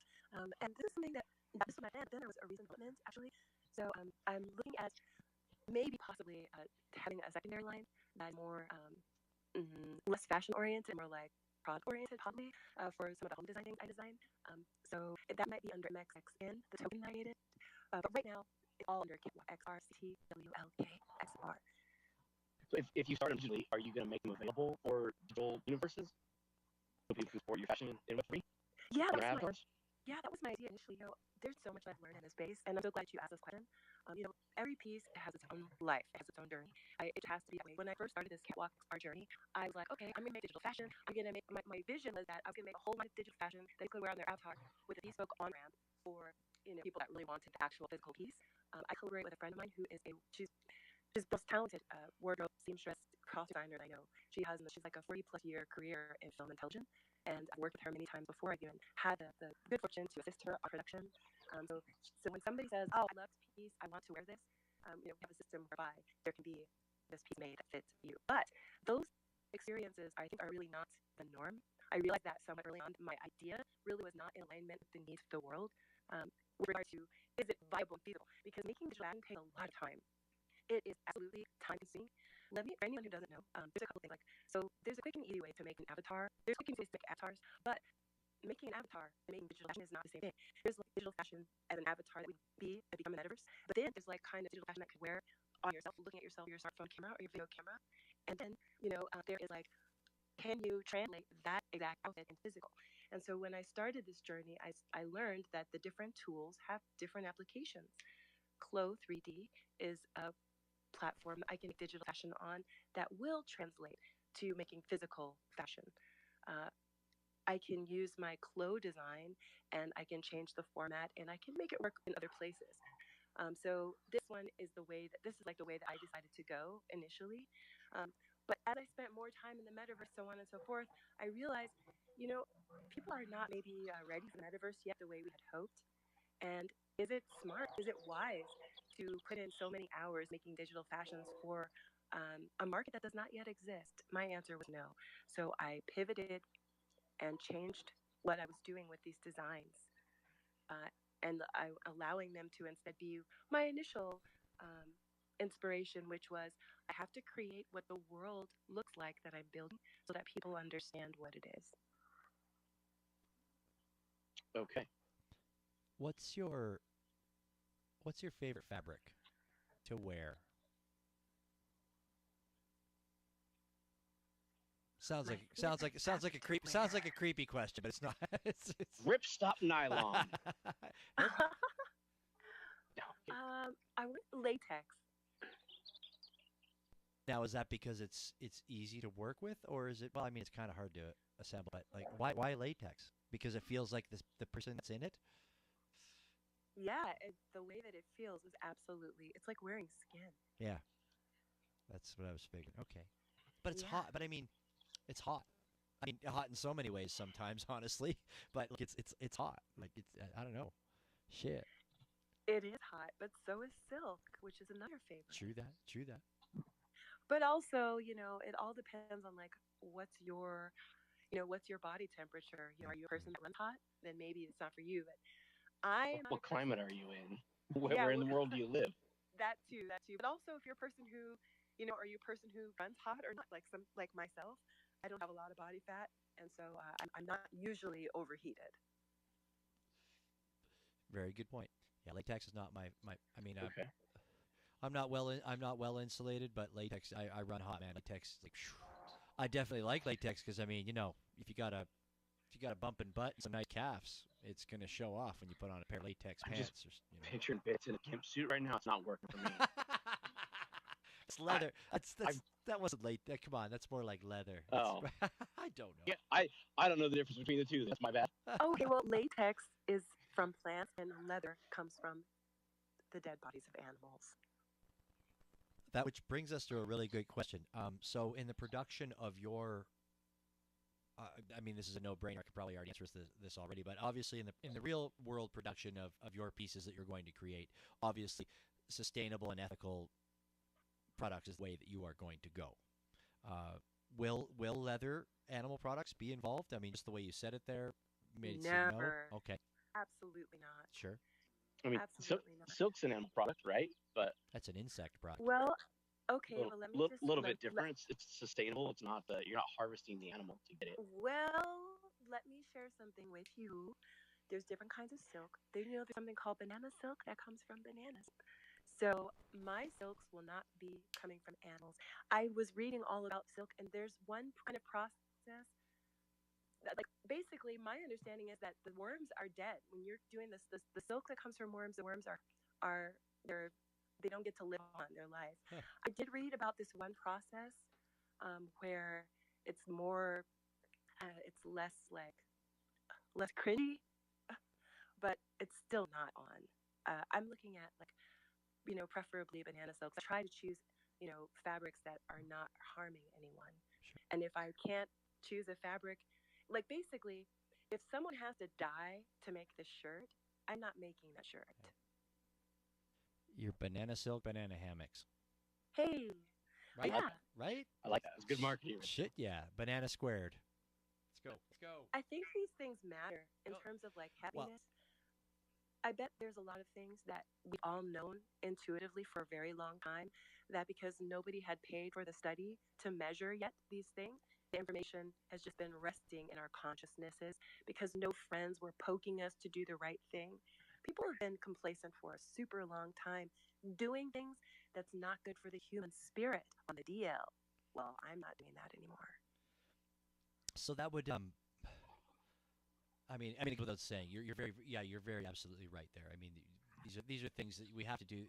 Anybody that's new coming into creating anything in this world has to look at those things this way. And if they don't, then they're just fucking blind and they want the money is what it boils down to. But you definitely have to think about the factors nowadays. Because honestly, if you don't think about them before you create whatever product it is, whether it's clothing or a new mode of transportation or whatever, if you're not looking at those things, somebody's going to look at them for you after you release your product and make your life a living fucking hell because you didn't, pay attention to some morals, really.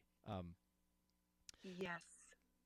And can I just say, I just think it's super timely that finally evidence from multiple scientific studies have come out saying that animals are sentient, and they're arguing about it. They're like, hey, we can't keep doing what we've been doing to animals. Like, I don't know if y'all have seen the news, but every day there's another story about how the scientists are arguing about how are we going to make all these changes we have to make.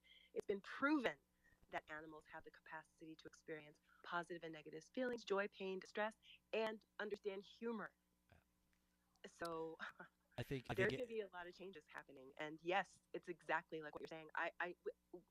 Let's do the right things. Why do I have to wait and allow someone to police me? If I do that, I'm being part of the problem, not being proactive. Right. So that brings up, it brings up more questions in my head now because this is starting to roll through my head. And because we're definitely getting into a world now where we have to be more aware, and we have the ability to be aware of some of the things that are going on around us and where things come from. And it's like kind of something that came up to me this last week, actually, when I was sitting thinking, was that where do you draw the lines and where doesn't it become stressful, right? Because you gave a great example of banana silk, right? Okay, which is as far as we know now, that's a great way to go, right? It seems to be renewable. Nobody's getting hurt for it. Works. There's also a food product that might come out of it if the bananas are an edible banana style. I like that. I use edible banana style. Anyways, but it's like then you think about things like with like what creating things like nylons and things like that are starting to use oil products, and it's like how it's tough. It's really really tough to do. To really care about everything, but I guess the point is, as long as you try your hardest to care about these things, avoid the bad things, you can be okay with it. But it's like, where do you draw the line, man? Like shit, there's synthetic, because there's synthetic fabrics, but then also you have to look at, well, they were oil based probably, right? So well, we stopped growing a bunch of cotton because of the water usage that it takes to grow it. Yeah. Like it takes so much water production to grow cotton that it's not it becomes kind of unfeasible. So or it becomes uneconomical at least. Yeah. I mean, it becomes very, very tough to where do you draw the line? I don't know. Where what what would Maximilian cargo pants be? Sorry, I said Maximilian, but that wasn't the Catwalk XR cargo pants. Like what would they be made out of? Not that I'm trying to, You want some cargo pants? I I do. hear I you. definitely want I'm cargo hearing you pants. want I some. actually like cargo I pants. love cargo pants. They got pockets, I man. drive an open top Jeep with no doors. Yeah, I got to have cargo pants. I got to hold stuff securely. Sorry, I want cargo shorts, not cargo pants. Yeah, Oh yeah, yeah, yeah, shoot. yeah. Okay. Shorts. But I mean, Okay. where Well, that sounds Nobody wants pants. tactical. That sounds tactical. I make tactical wear too. So like, if for cargo pants, I mean, like, are we talking like warm weather? Because I'm cargo pants. I'm like latex cargo pants would be so hot. No, I'm just kidding. But especially if they honestly, were tight. the truth is, I would start off by asking about like the temperature. Are these like lightweight cargo pants for summer, spring, or are these Yeah, like, 115 outside. oh wow, Yeah, we need some real lightweight, Fuck well that, minus this 30. real this poses breezy.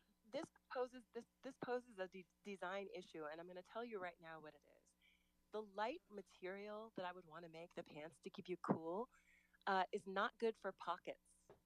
You know, See, this is so the problem those with the world pockets, today. you know what I'm gonna tell you. So I'll probably do banana silk and Tyvek cargo pants, something like that. Banana silk Tyvek.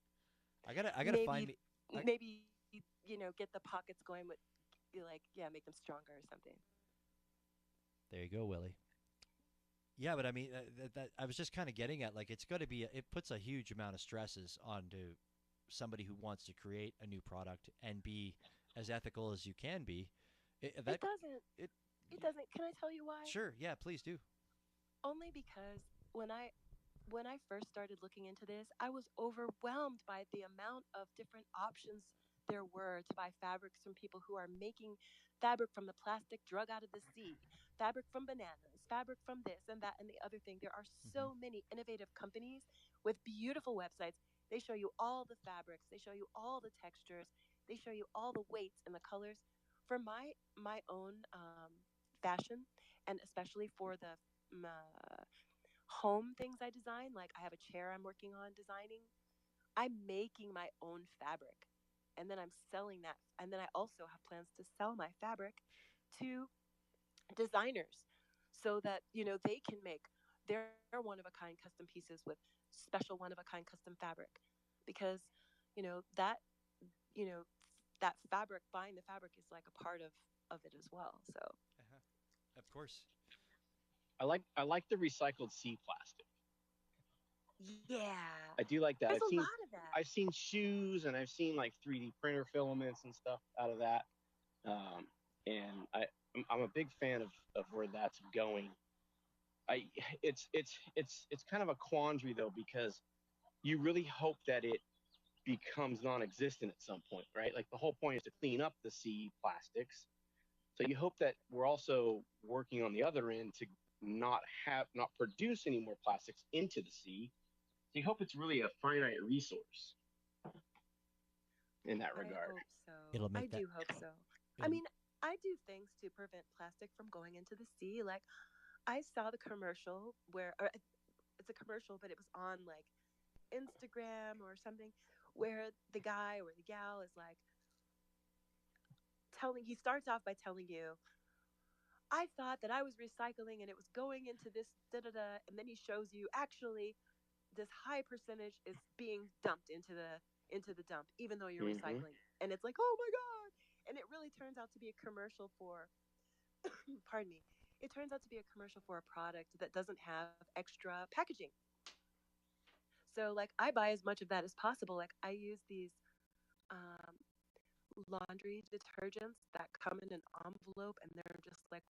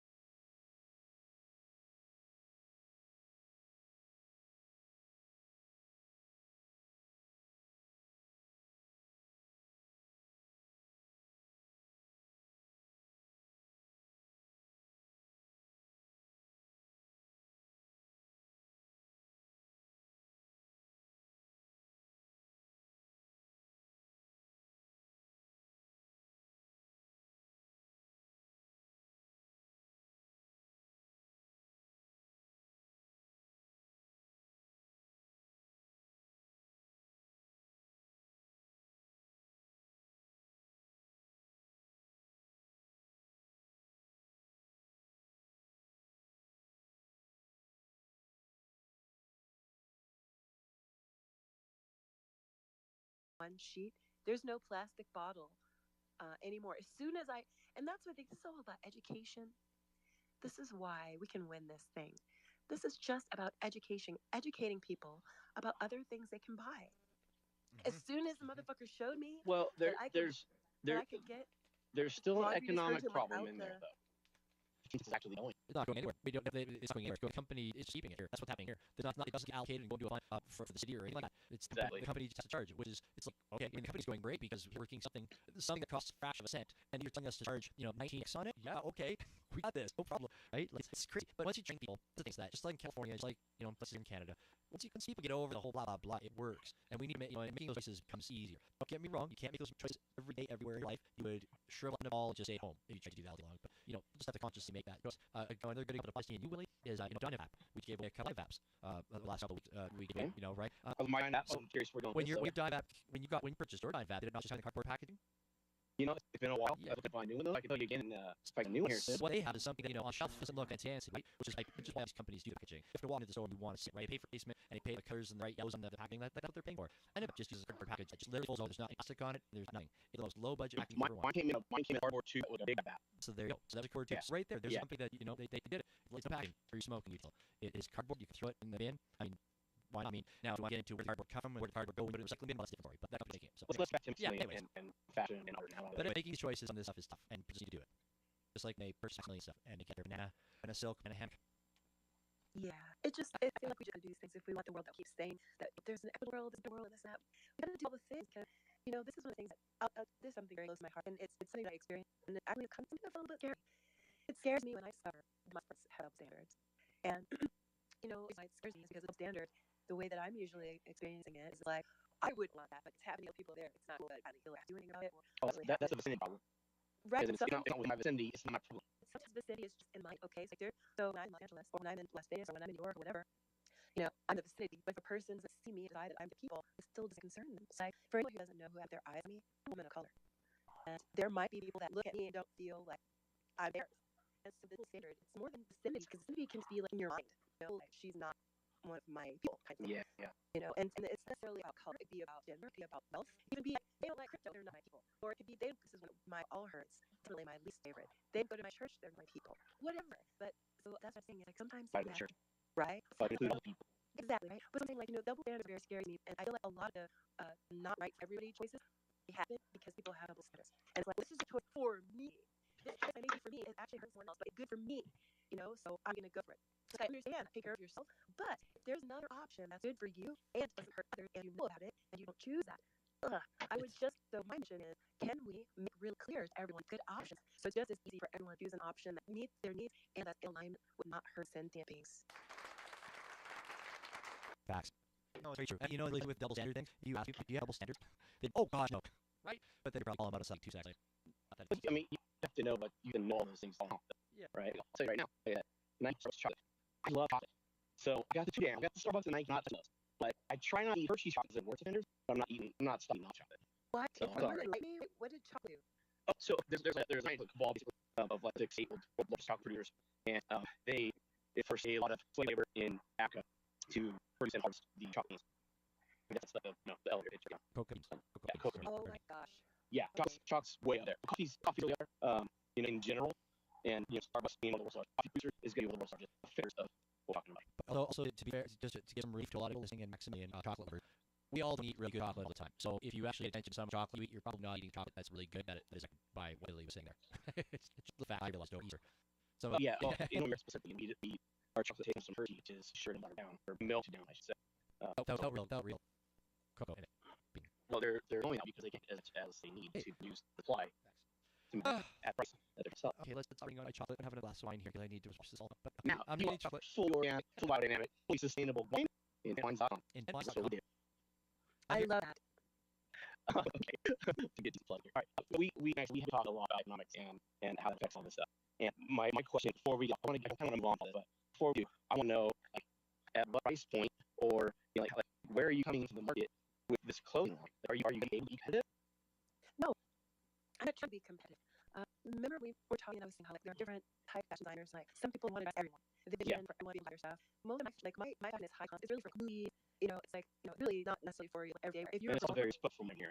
Right, but right. So it's not everyday wear. Like these outfits have capes and stuff like that. It's for performers' performance. If you're doing your TED talk, if you're rapping, if you're on stage, if you're a musician, or you're doing a movie, or I don't know, or maybe you're just like an artist and you really do that. Because I do dress in costume when I do things, and I just go about my life. And I'm we need one of your capes or Seattle. Oh God, on there. that'd be amazing. That would be amazing. I don't know if I have a cape. I should. Because, yeah, no, I don't know what as long as. I know. I can make it detachable. Way other people try it on. I think that's what it needs to be detachable. No matter what. That's so. Sorry, I lost the track of that. I was asking, where in the market are you competing? That's right. Not so, competing is a perfect answer, but like, these are if it was art, it was tiny edition. My idea behind this is when people order them, that's how they will behave. It's not about being competitive. It's just art as fashion. And so, for example, the board I mentioned earlier, it has like design that's actually like a piece of artwork on it. So the idea is like when you see these, it's like if it's like art and not just pair of board shorts. It's like a special pair of board shorts to wear when they see. Pair of boards wear to the pool party, not to the gym. If you understand. Yeah, absolutely. Yeah, so these are like still out of clothing. I did a lot of like research and development, just preparing this, and talking to like people who are mostly artists and performers and models, and people who are singers and pacemaker kind of people. And one of my teammates really commented, when I do more scene, and I thought, okay, I'm on tracker. This is definitely the building being seen, and sometimes it's not like all the time, but really this is a kind of special occasion where unless you're really extreme style, you're always performing. Well, even in the arts community that we are here, in the NFT space, whether you're not, people are paying a premium for your art, especially for art on your art, I think, right? Like, there's people paying the rate. It's kind of like if you go to, if I were to do it, if I was art on, and wearing a piece, I'd be like, more to me. So it's kind of like the Disney culture. Disney has its own fashion hierarchy, right? And when you see people walk articulate, you're like, oh, shit, 2012 limited edition you got over there. You know what I mean? We all like that, honestly. Everybody has a favorite shirt, right? Even if you're just cheesing a t-shirt, man. Everybody. My favorite shirt. My favorite my crypto black is meaningful. Yeah, right. That's true. I agree with that. Man, you should stack a whole stack of BOTPK training shirts that I haven't put on yet because they're going to go to Seattle Con. I'd be rocking those, but not here. Because it means something. It can be epic. Anyways, speaking of that, folks, you are listening to the train. Tuesday night, started 9 p.m. John on the train. Last night is MAXIMMILLIAN, who is enlightening us with any amazing stories. And we still haven't gotten into all the questions. I know we will tonight. It's going to be epic. I'd like to thank you all for being in here. Got a really you're listening to us. The one fell, Pat is down. Thank you very much for being. I know for you and Breeze. Saw Creator, out in Hawaii. She's just doing brunch right now. Time zone there. Poke Shimon, thanks for being here. Happy to see you. Always say this. Thank you very much for everybody that takes time out of the day coming here and to the night train and to hear from the guests that we have on the world to means world guests and super important knowing that you take some of you to come. Hey, you can do every Tuesday. Yeah, we can't. We're always here for sure. Now all that it takes you to where we will go next. I got a couple of okay, you go. So maybe you want MAXIMMILLIAN wants to go somewhere else. That's early. Yeah, sure. You do. So you want? I'm Huckleberry. I was for you to go. So you mentioned about being a filmmaker, and I want to go down a little bit and explore like what that means. And my initial question there is, we were talking about and when we were growing up, we were talking about fashion. So did you want to be a fashion designer growing up? Or do you want to be a filmmaker and like fashion design kind of like a side or secondary to that? I didn't know anything about filming when I was drawing these sketches and things. And actually, I didn't have a desire to be a performing artist as an actor until I was just about to graduate high school. My good friend dared me to audition for the cool theater productions. I was not a theater in high school. I've always been fast and a rebel. I never really had I was definitely a person at school. Everybody knew who I was, but I definitely would not say I was popular. Always on the outskirts, always a rebel. And I'm born I was in California. I lived there most of my life. But as a child, I was raised in some places too. I lived in Minneapolis for a while. I lived in Indianapolis for a while. I lived in South Dakota for a while. As a child, these are all places I spent a few years growing up. And so I don't know for people who aren't of color, these places can bring all kinds of nuances to social relationships when you're a kid. Especially, I'm a well-traveled kid, so it should be different in all respects. I travel a lot, I clothe different, I speak every day. I really was not fit in, and I never want to be. So my drawings and everything I do has very much my retreat. Those things it's weird because I was a kid. I moved around a lot. I go around a few years if we were lucky. You always had to meet new friends, and I was always that way. I was always the other. I was like the other. But also to everybody, as you said, to everybody who I was, and I communicated with all whether you were a smoking area at school or an art person or the guys that hung in the parking lot with the cars. I always melded in. Never for me. I'm not a person of color, so never or indigenous or anything like that. I was just one guy. So I never really thought about how hard that would be for folks that and especially if you're moving into areas where that was definitely out of norm for folks in that area. Like, it was fine. Also, too, I don't really want to move myself. I've always thought everybody hate assholes, and that's about it, right? Everybody doesn't matter if got 4 legs or anything. Little did know, I would have thought that's the way things are. That's a different story. Yeah, well, that's story. That's your level to it for me. Oh, so yeah, so it was really, this wasn't even like her beer, it wasn't even like I'm gonna do this. It's just like where I go. That's that I focus. But then when I auditioned for this school play, I got cast in like 4 roles, which wasn't heard before. And then everyone was like, "You can't! And what were you trying to do before? You're not doing that anymore. You have to do this." And it was I didn't really have a plan. The only thing I thought I wanted to be up to was a cardiac surgeon or a pain. Okay, that's a wide thing. I know, but see, that really tells you it's all your vibe.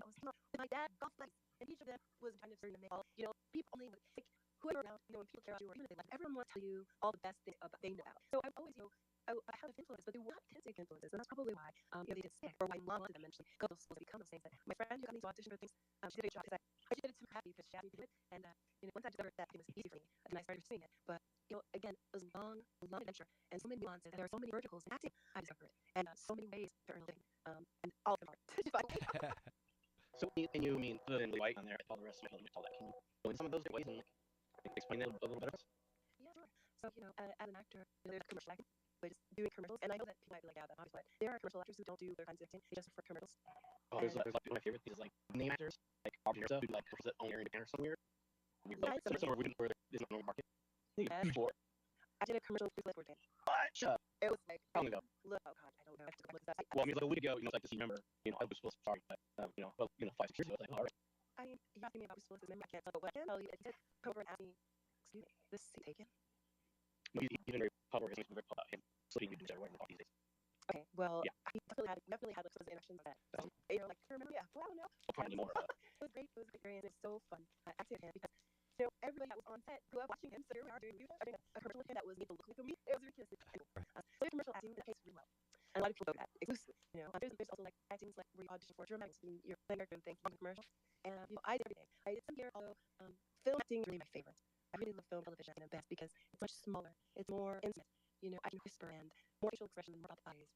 And I can have more range. I can explore more range of voice as opposed to stage acting, theater acting, or a whole other type of acting. And the reason why I do these three things is acting commercials is like a different style of acting, in my opinion.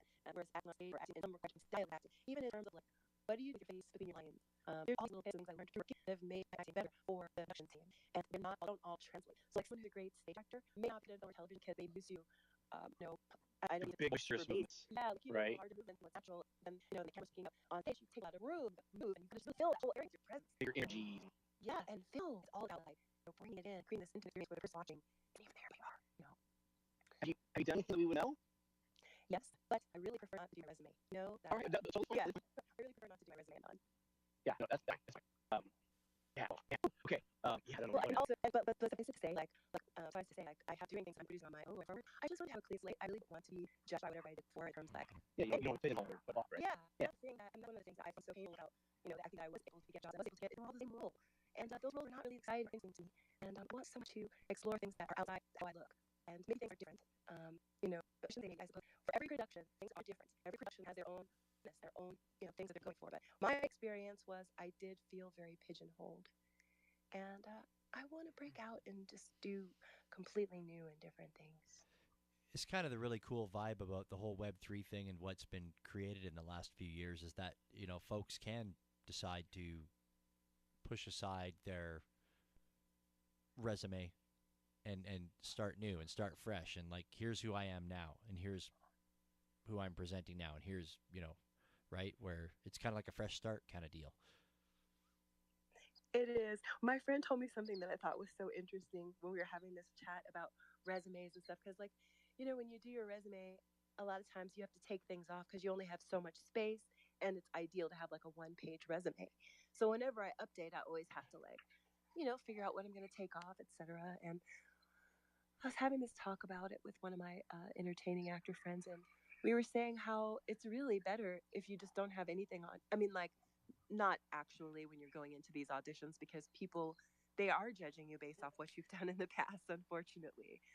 But, we were talking like in theory, like in terms of like someone understanding your talent, if somebody just sees your performance and they go, wow, that performance was amazing. That's what we really want to go for. However, if someone has first seen your resume and they've seen that you have done this and this and this and this and this and this and that and that and that, then you perform and they'll be like, oh, that's what I expected with a resume that long. It's like there's like this expectation that happens. And when my friend said that, I was like, oh my gosh, you're right. I'm putting all these things on my resume and I'm building myself up. Their expectations are going to be so high that I almost won't be good enough no matter what I do. Until you get to a point where the roles are actually written for you. then Right. people say, it's well, different. people think she wasn't really acting. She was just being herself. Yeah. Damn. You know, and that's my thing with the resume. I've been very fortunate in my life that I've uh, haven't had to put out too many resumes, and I've had some jobs that have just come around because I've gotten to express myself to somebody. But that's the key thing that I find with my resumes is that like I I want them to see me.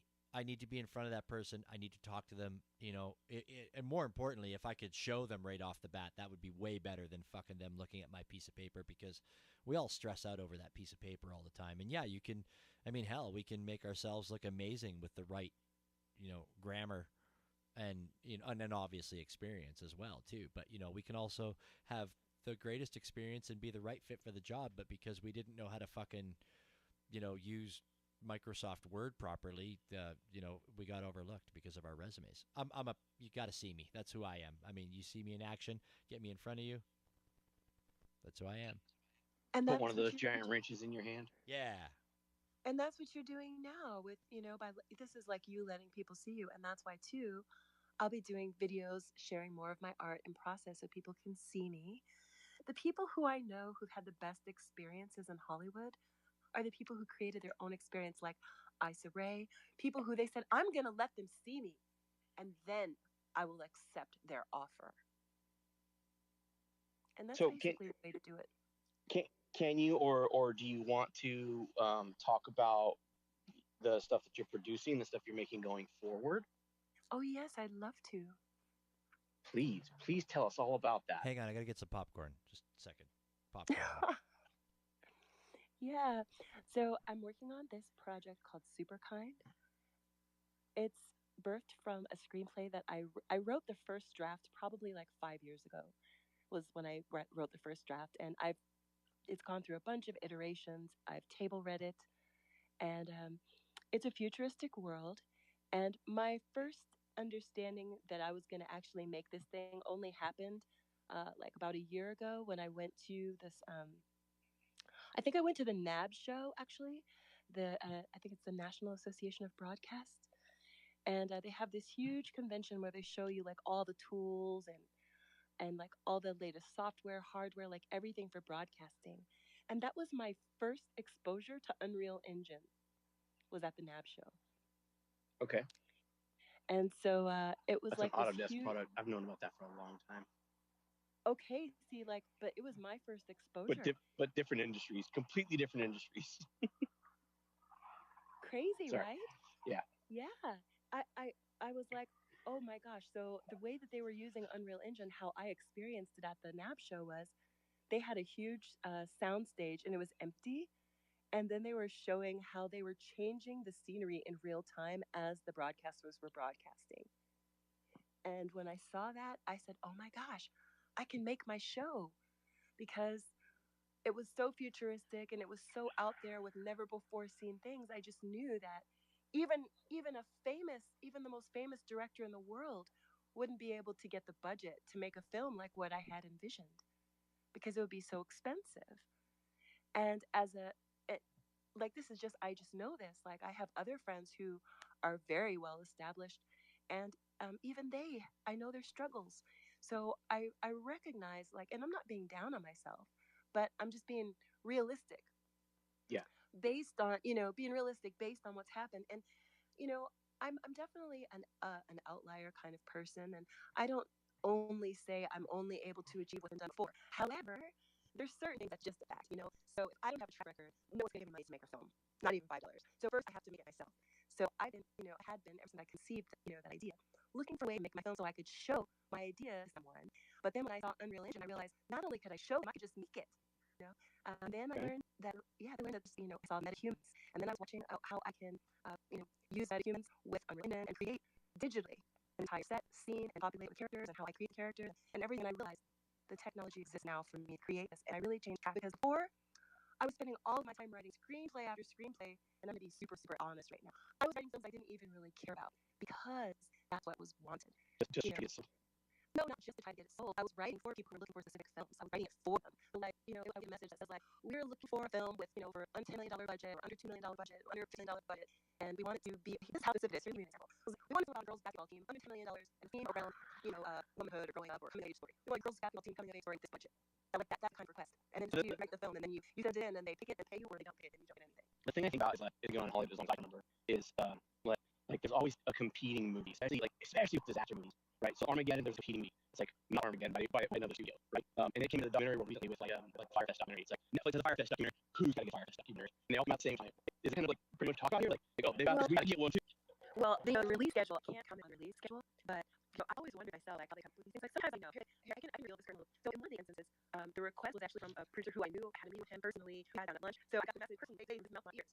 But in that instance, he had a Sony picture deal with a big singer rapper, and he already committed to putting her in so many movies over the next few years. So he knows it's got to be a Disney movie with actress in it, and he already knows what kind of stuff she's willing to do and what kind of stuff she's not willing to do, and whatever actresses can be paired with that person or package. Talk about J-Lo and Hustlers? No, Good movie. no, Good movie, not J-Lo. I want J-Lo. But so this particular thing, it was like, I want you to write a movie about, like, you can write about X. I won't say like the theme was about this or about witches.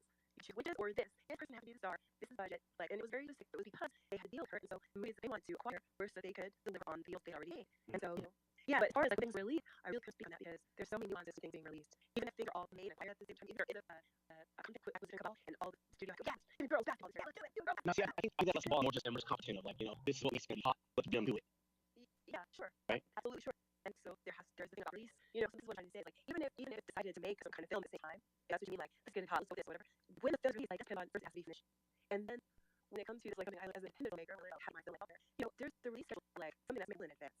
Oh yeah. These are extended plans. Yeah, there's nuances to the releases, even though the Will Smith had 4th of July ever since the first Independence Day. Like here's the news. It was Will Smith's release day, and the other studios would fight him off, or like Johnny Ball, they would sit back, fight him off, trade balls, he wasn't getting. But they don't have 7 years because that's a while. I mean, there's probably nuances to the release strategy that we've been over. Like, I just had one. Now, this being fully transparent, this piece saying right here, this is just me, like, postulating. It's not from my experience that I've seen, but it's not fun advice, folks. It's not fun advice. But just imagine, like, strategically, right? Like, you have like certain films that you have put out, and if it's Will Smith weekend, for example, I mean, it's not like your studio says put out anything that weekend. But what do you put out that weekend? One of your lesser films, isn't going to be a box hit because you don't want to put up on your page again the Will Smith film. Well, they would move forward a month, back a month. I don't know. They would surround it. I mean, you could see it in the schedules around. Like, if you start at the first Independence Day and start looking at the release schedules around, movie that came out, like, you could see it at the days out now. You couldn't necessarily see the time frame, but you definitely see it now. Yeah, so I'm just saying that I'm just saying there's lots of layers. There's so many layers to this industry, and it could never be as simple as this is what's hot. Let's put it out, because there's that whole the release date has its whole own like life too. Yeah, absolutely. Oh, I love Memorial Day, Christmas. I mean, again, 90 to 99% of my movie and TV knowledge comes from watching every episode of Entourage. I might be the only person that ever did that, but I did it, so that's where all my knowledge comes from. So take my knowledge with a grain of sand. Those who are that show was pretty good. I'll take that grain of sand. Oh, have you tried watching it back though? Oh, it does not hold up. No. Oh, it doesn't? No, it does not hold up. It was good at the time. It does not hold up. Are we too woke now? No, it's not even that. It's just bad. It's just like bad. It's just like super cheesy, and like film and TV has just like the writing has gotten so much better since then that you're like, this is lame. Yeah, it's bad. Dang. At least a couple episodes I tried to rewatch. Ooh, I'll be honest. American television is not my jam. I actually don't watch much American TV. I don't actually watch television, like with a television. I stream foreign television. I stream foreign films when I watch. Because I don't think I'm ever really watching as a consumer. I think I'm always watching as a filmmaker. And I've been into foreign films for like people have been making fun of me for not knowing American blockbusters for a long time. But I mean, like, you clearly don't know that Independence Day came out on July 4th. We just established that, I think. Right. You're probably. I think it means you have better taste in what you watch. Is that what that all boils down to now? Not the Independence Right? Day thing, but the No, fact that's that you're absolutely it. Yeah. the fact that you're not up to date with blockbusters. I feel like the films that I feel like the films that really get grab my attention are the ones that leave me like they don't tell me so much. Don't tell me so much. Let me figure things out along with the characters. Don't show me the boogeyman hiding behind the door. Yeah, Let him jump yeah. out and scare me. Exactly. You need that. That's important in movies. And I was going to say, you are up to date with blockbuster movies. If you know any blockbusters from the 80s and early 90s, you're up to date because they're just fucking remaking them now anyway. So you're up to date. True. Sorry. It's pretty But yes, sad because there are a lot of talented writers out there. yeah, no, there is. But, they don't want to pay them anymore, I guess, or give them rights to anything. You know, you're very right, though, with that's the good old fashioned fucking scare me with the boogeyman behind the door. Don't fucking tell me that he's there. I agree. I agree 100% with what's coming out these days. Is that you're absolutely right. I think it has to do with the whole everybody's a winner and gets a ribbon at a track meet kind of thing. Honestly, maybe it's the wrong thing to tie to it, but It has a lot to do with attention span too. Instagram, yeah, Facebook, TikTok, yeah, yeah. and just like making sure that you grab that attention span as quickly as possible. If you're watching older movies from the 70s and 80s, whatever, they have a lot more build up. It's a lot more slower getting into it. You're establishing more character, and now it's just right there in front of your face, so that you are in it, so that you don't change the stream. So if that's the point, though, then how come fucking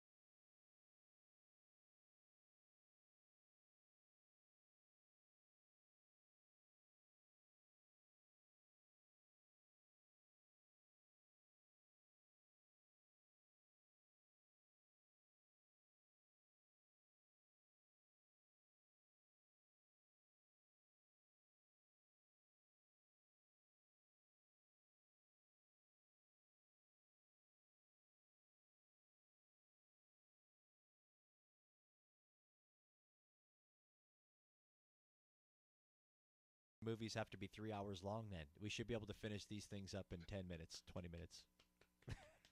I mean, I just recently watched The Irishman, like, I don't know, maybe a month ago, and I was tuned in from the first second, and it's 3 hours plus, whatever. So, like, you know, there's still, and I just watched Oppenheimer, and live feeds. Somebody else talking. What you're talking about, I might forget. So if we're sitting here and right now internationally, then I would not give myself. It's not right. So if it was like probably right into how smooth product you smoke, or how convenient it is to smoke, or how easy it is to smoke, or how you say by promotion levels and all those things. I think it's back near the radio. This beautiful, delicious red cane color, so that we. Never I can Google this shit. Really? This is real? Like, this is not even a fucking joke. Talk numbers. Free. So that's free. It's also bees. But, I mean, I just couldn't believe it. I had no idea. It's just believe, like, okay, this is bad. And, like, okay, this is real. So I Googled it, like, son of a bitch. Look. We'll call it real shit. Yeah, okay, no, I've experienced this product. So to me, I like, know about it very long. Obviously, they first came out. Okay, so like, I don't want to make it. Yeah, that's what I'm gonna get at. Yeah, no, I'm gonna get at. Here we have, like, license, right? It's not nothing that takes too long. No, probably either misunderstanding. I have to eat cookery is great. The water you use it after. It's not after. What is this? It's not. No. Like, I'm never in this process. I'll say it again. I'm never in this process. The best thing that ever they match. And if you after match, you're like, I'm not about that for you, right? Like, to me, it's first thing to learn about their product. I want covered up by using this product. It's really nice. It's not great. It's super efficient. It's a lot. It's not as good as a match. There's no rest. Okay. To get nasty stuff. And what only but there's only no wait for me. I'm these products, they're keep little tiny in my personal the already they're keeping it to after. The calories not most people. You can never use the same thing. Well, I know the person who is buying me different. Okay. You know all right. Do you know the pink patch, right? Okay, the pink patch is basically a mark based on women's products. So the biggest that it needs now is women's play, right? So it's women's play, it's only pink anymore. So you have the pink patch. And this special smells like product. This is pink patch. Like, it's market women, it's sold women, we don't care. Why is that? You need a lot of them. I'll let you know. Who got me? Who got me? Got it. Actually, it was bro. It needs to bro. Dude, magic stuff, yo. I never seen it. Dude, bro. Dude, he's all about this, right? I'm not gonna do this. You want to speak? Your boy smells your food. Come on. I'm not sure smell that, you know, in this after lady. I know this. See, bro. You should learn. Now, the boys, that's the end. Learn how to match. Hey guys, I did because my face hurt. I was like, my face. Okay, all right. No, I want to make I hear convincing voice. I hear it too. I was so what can I get to is that whenever somebody was all whatever, okay, I'm saying that we're in the bowl. But like in the end, like shit, not including matches, like and everybody. People can mess around. Never like you're like it's not even matches even. It's not fucking match. This match anywhere. You see bars up and hands in the work. It's bar. But the breathing. I just believe I'm believing that I'm shit is what I'm leaning towards. I still believe a lot of fucking mess that stuff. That's what I'm going. So maybe use a rose flower lady when you do that. That's what there is doing. And then the rest of us fucking work. It's what it's like. It's yes. I don't know. Anyways, that's all I'm gonna say. I think it's just not for something that she ate for color, and not for her. I'm just like her. I think she should eat because I met her. I was in gold. So like that's why I'm not you met using gold. I met her for gold. Okay, that's just like no. What's you let me check this. Oh, people do say, hold on, try that. Oh, wait. I can't remember what that last year finds like stuff like that. And they're like all top ladies don't take two Wow. You don't go much and the funny part that I was the first thing that was okay, go then you just your boot. It's just like oh,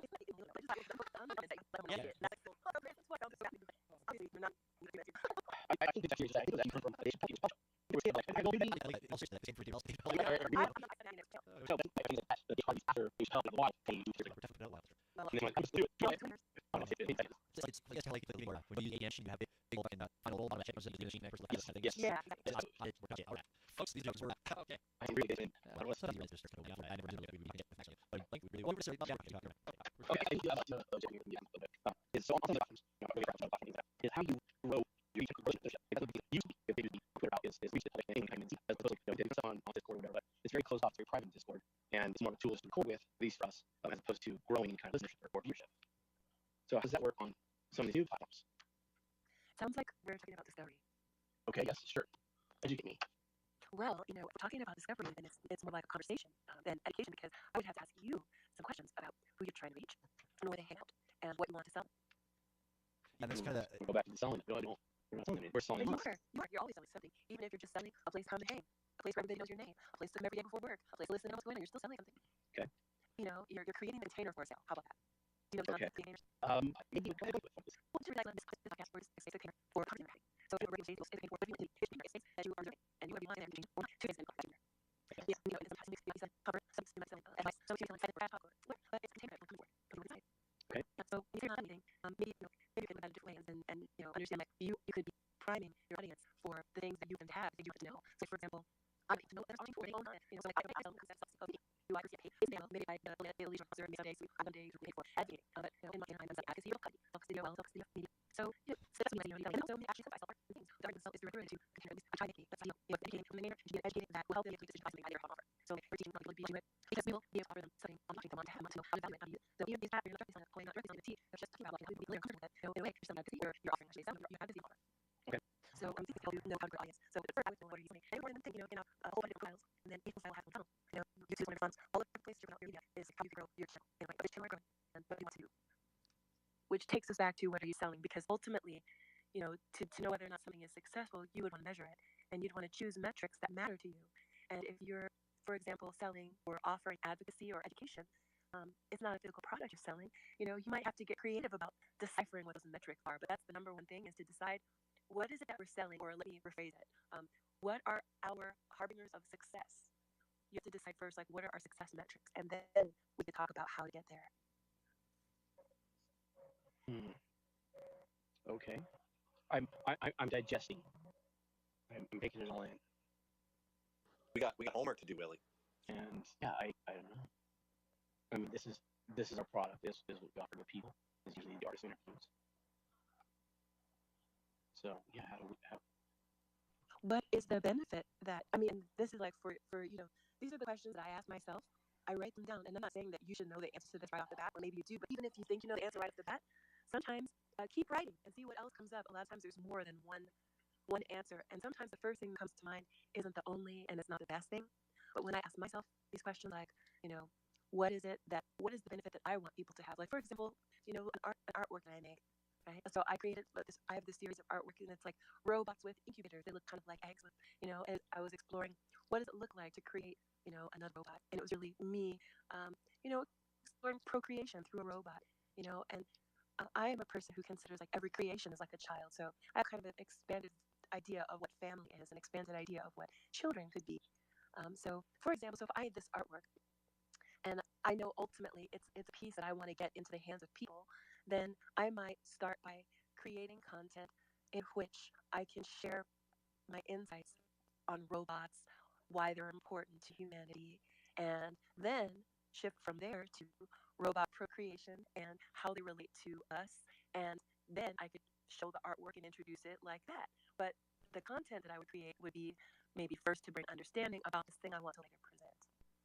So I feel like it's helpful to know like where do you want to go, so that you know so we can hang out like dangle the right carrots and goodies for people. We definitely have a lot of homework to do, Willie.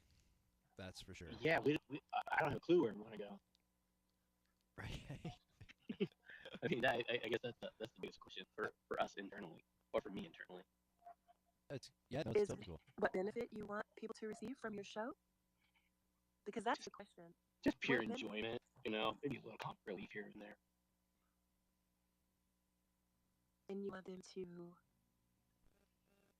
We're gonna have to get them to buy something. Well, I think maybe think about it. Think about this more deeply. Yeah, But no, for maybe sure. like from your own, you know, from your own Yeah. perspective, right? This is what I do. So like, imagine yourself as a listener of your show, right? And so how could you make this experience even more satisfying? What would it be for you? Mm. You know, what would it be for you? I mean, it's always kind of been like selling your art or whoever we have on that night's art. Like, it's always kind of been like, you know, how do we get this person into the limelight?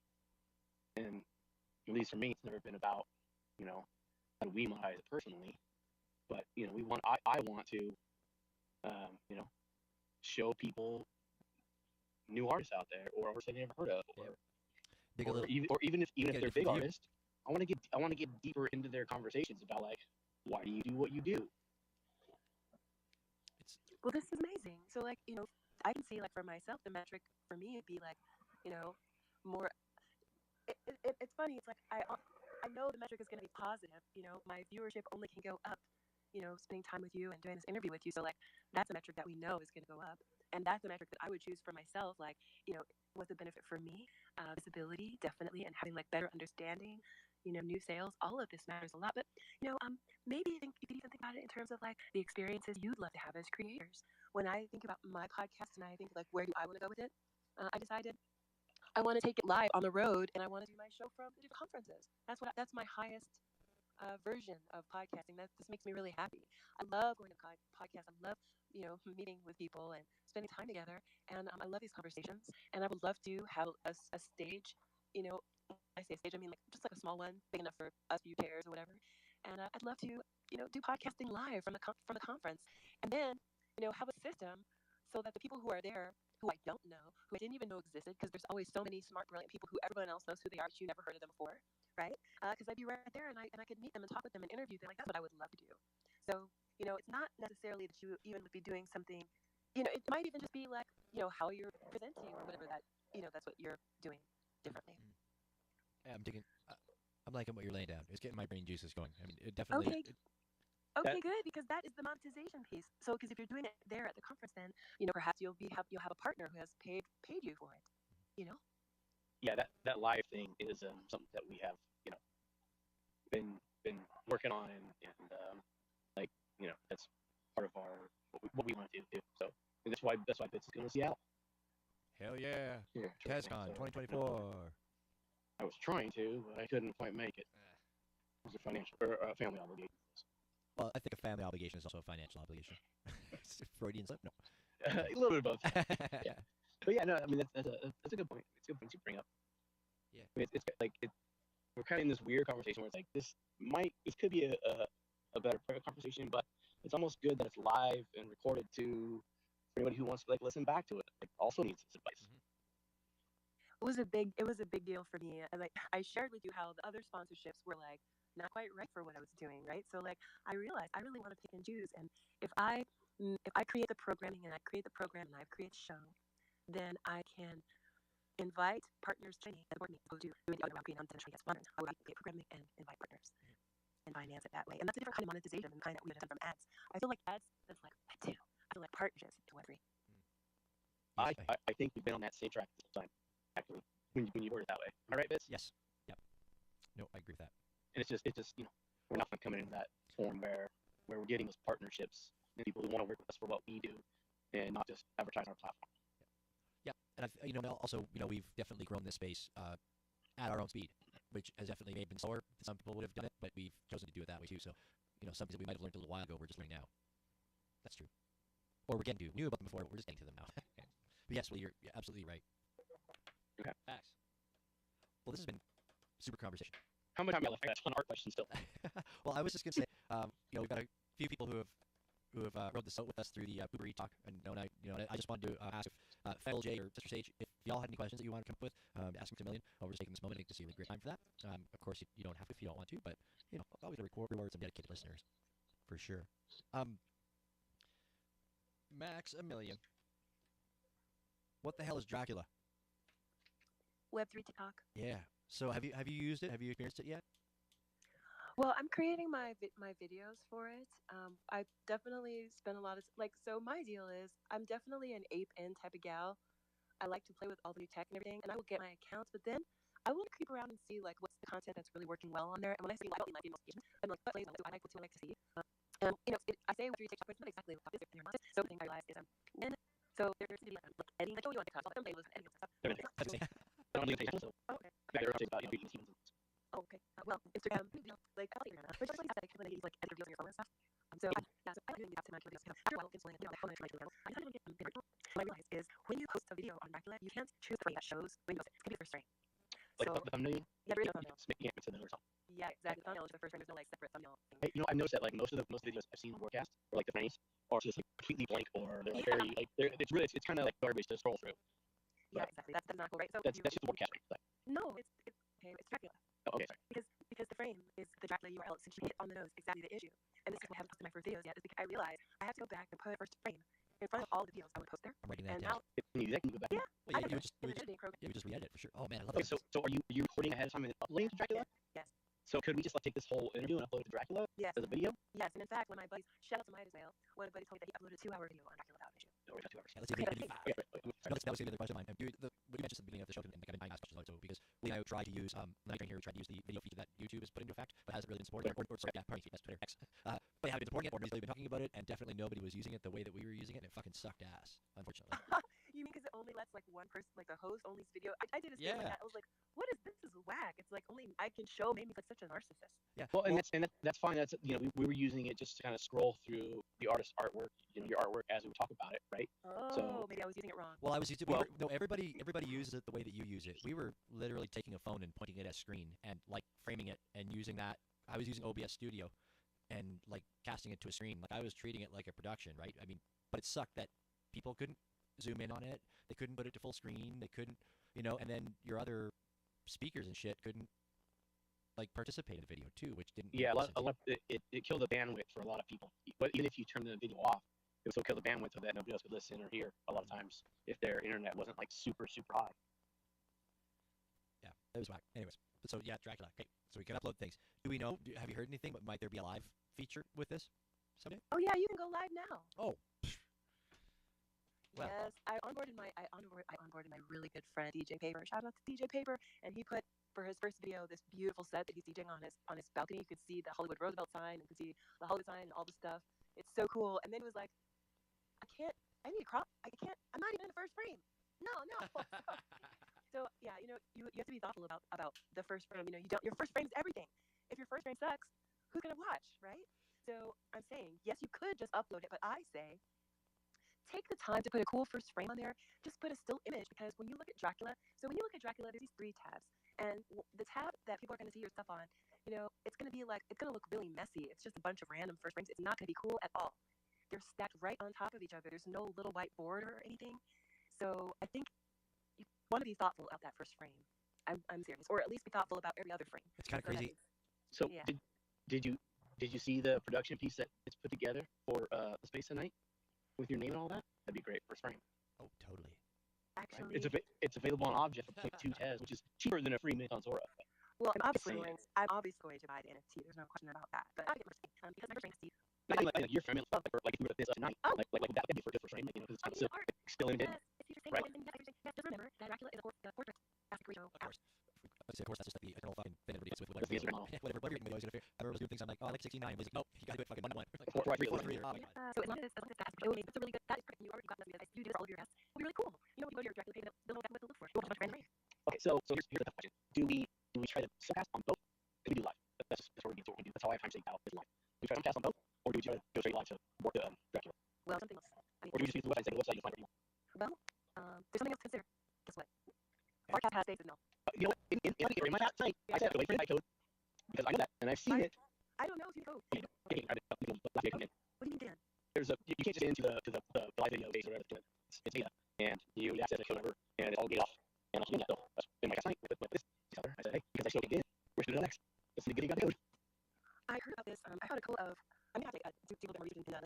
I found a couple of public platforms that are supposed to do it, and I did get the look. I didn't look. I needed code. It looked like to sign up. But let's see what it is. So when you're talking about going stuff, you're talking about Broadcast app. When we're trying to do that. Yeah, I only use the Broadcast app, so I don't know if it's replacing that or it could definitely be micros. But last time I saw is there's basically a frame that is in beta. They're inviting people to things like that. So okay, so what I'm hearing is that frame. So who is the frame? I don't know that. Okay. I don't even know if the frame or if it's a direct Broadcast plugin or what. I really can't speak to any of that right now. I can't even speculate like I would earlier. I don't know. All I know is I've been trying and I can't get it. I can't even get into like the view. So I don't know if it's a I'm dumb and I don't know what I'm doing, or I think I've been trying. So it's been kind of like alpha friends where you need a code, and anyway, from what I see. Well, I hope that changes so that we can get our codes then. Yeah, I see people using Farhouse. This is the first one that I saw where it's like, oh. So if you go on Webcast and then you look for an account called Farhouse. I think I've seen that one. I think that's the one I've been going to. Okay, there's also a Farhouse channel. Okay, so this is the one where you said you need a code. Yeah, because you can't actually install anything or do anything from there, right? Yeah, right I mean like I don't see where to do it on the channel. Right. And I don't see like the information that you think would be available to create anything. Yeah, I think we're on the same page. Yeah. So like I don't really know like how the tech behind this works. Like for example, there's like a Web3 there's an on-chain platform that I use for collaborating, like a kind of a hub, like a Discord, and they were like talking about oh, we have as a feature events, live stream, whatever. I go to the back end and it's just a place for me to put a URL to another place. They don't actually host the live streams themselves. So I'm not sure what is the deal with Farhouse. Maybe Farhouse is also similar. It might be, you know, we don't know really like how the tech works. It might be a situation, where it's not its own platform, or who knows. I'd love to find out. I mean, we've talked a lot about educating the people, and if we don't know how it works, then it doesn't quite work, does it? Well, no, that's not true at all. Just because I didn't personally host my own space doesn't mean that the space I'm looking at right now, first Farhouse space today with some friends, it doesn't mean that like this other person who's showing their screenshot of their space today didn't do it. Okay. I've only seen screenshots. I've never even been able to access or listen to a space, which means they're just in beta. Great, fine. Mm-hmm. But, we get there somewhere, right? We got to test somewhere. But they're also putting a lot of numbers that I don't like know how their beta is so close when they're saying, oh yeah, we're gonna have 5,000 viewers on video, but your beta is close to like 25 people. Yeah, that I've seen on screenshots. So I'm like, it's a little tech pro-y and pyramid-y to me. So. I wish that, I totally understand that when things are new, that they need to be tested, and I understand why beta needs to be smaller. But also, with this, this that new thing. I talked about it, but these need numbers. I mean, people are having fun on there. There's certain things that I don't know. It's just and I'm just I'm just learning. And how do you see on market people like that? So,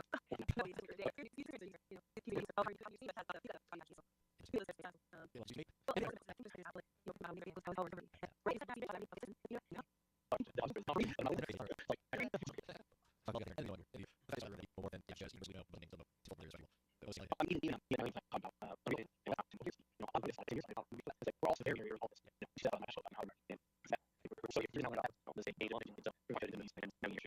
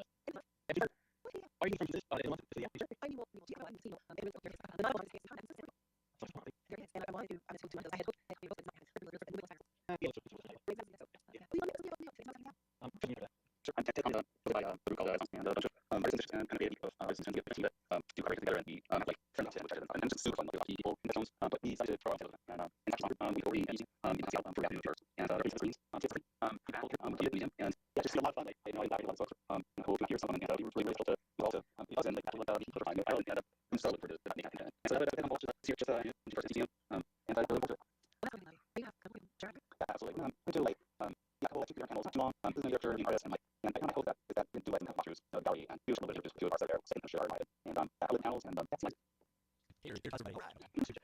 But actually, I think we're like that in here. Like we do a lot of data and have some relations. I really have some connection with some of our artists, Chris Howell, and the other Valley, which I think is phenomenal. That they just get some of the very best, artists in town, and people barely know about that gallery, but several others that have expressed an interest. So next year, hopefully, we'd like to expand that. And I'd love to take over local conventions, and that would be an absolute dream come true. So dreaming free. That's how it happens, man. That all happens. You got we can wit, and it'll happen. No, actually, you never done on things, have you? I did. I have. There, Willie. All right. Yes. I mean, yeah. Shit. That's my bad. You figured with 3-4 weeks of prep should build prep better. I mean, in all fairness, I have been in a tea since 2020, and Tez was one of the first to die. So that's why I've been really hard at reading. So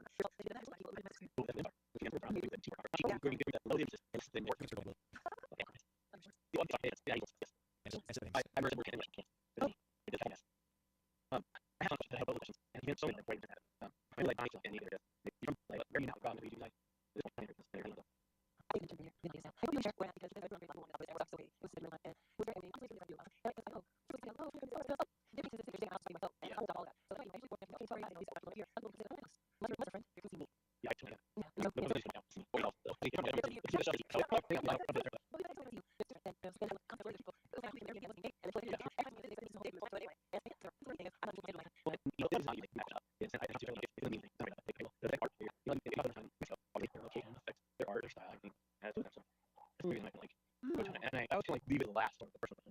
Was relevant to the conversation tonight, but wasn't more of my curiosity. So, yeah. Well, it does. I feel like it does definitely play a role because it improves my happiness. And your Vegas now is it's a huge town where it's also a huge fashion community. It's probably what they're from Paris, LA, or maybe fourth or fifth. I don't know. Not huge in fashion. It's up there behind LA, right? I don't think so. No. The entire? No. Have you been here? I'm 5 hours away. Okay. I can easily come visit you and come home for the night, and I'd stay your house. Come say hi, have lunch, and go home. All right? Well, you're a friend. You're like, yes, I'm a friend. I'm not a couch surfer, right? I mean, literally, listen. I'm talking about people who literally, I would maybe text happy birthday. I mean, people who I literally never heard from for over a year, wanting to come and say and expect me to just show them around and everything. It's like they want me to go on their vacation or something. No, it just wasn't cool. Oh, I totally get that. Because it wasn't quality time.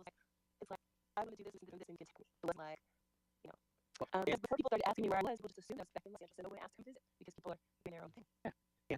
I would actually do the same thing. I'm like, hey, where can you take me? That's local to you. Let's go lunch. Somewhere local to you out there. We're not just on the couch, I'm not sure, I'm not sure. Hey, I want to know the local side of the things. Now I feel like I gave you a wrong idea. I love hosting when you're coming to see. No, I totally get your side. I get both sides of it. I get it. Yeah, because I love sharing my favorite things and my favorite wows and my favorite things that I know you love.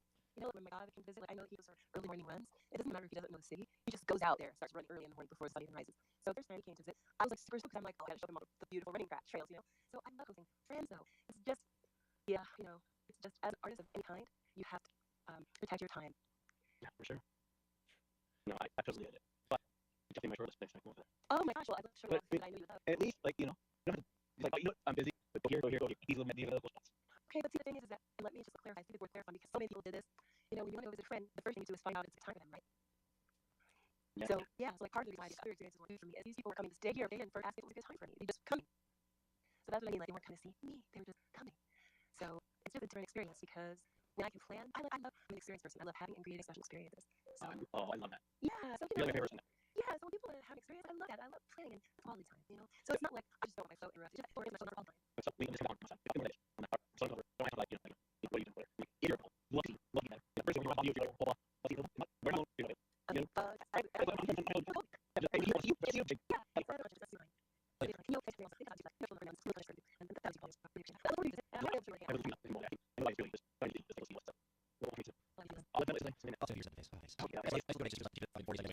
cost you nothing, and then back in the day when Vegas was good, just get comp stuff all the time. But it's been a few years. Cool. Well, everyone came in town, so good luck now. That's more because of the bus. Some people have been telling me stories of what? I think I heard something about parking that was over $100 at the Sphere. Oh, how do you charge that kind of crap for parking in the desert? Gotta pay for the Sphere. Yeah. So I booked the hotel, and then my car declined it. I was like, oh fuck, thank God you declined it. I'm not there. I can't let shit. I'm not paying that shit. Yeah, thank God you declined it. Yeah, okay. Oh, that's scary.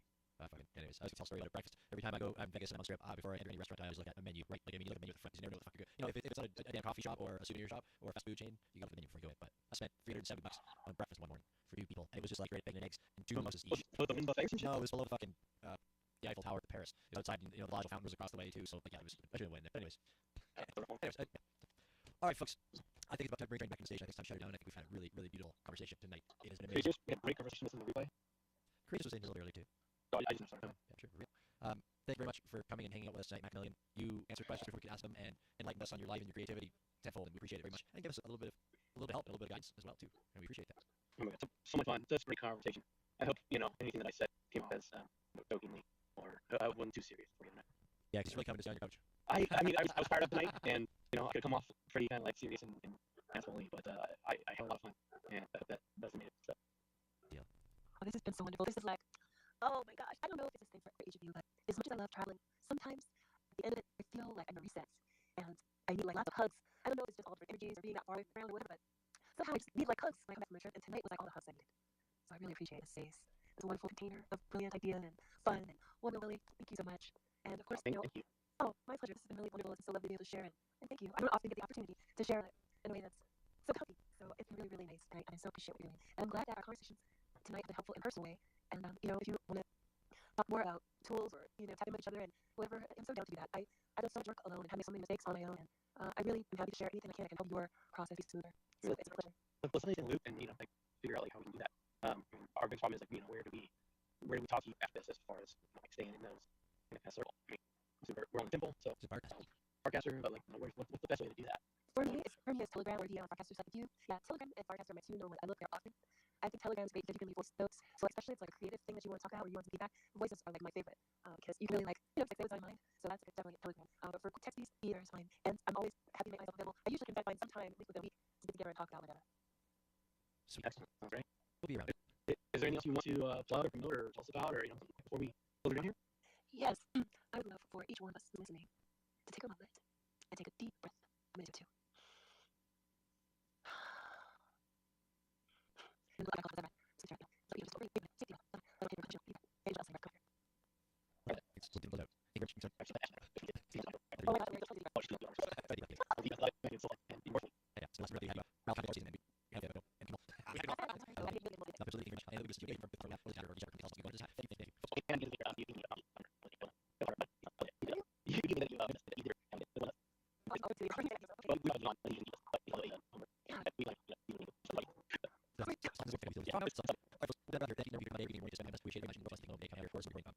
and people. You can check us out at wx8bk.com if you ever need to find us. Next week we have Olympics as our guest. The following week, the 21st, we have Album Designs. We are the Night Train broadcast. We are here every Tuesday night at 9 p.m. Leave us a YouTube. Make us all. We'll see what you got.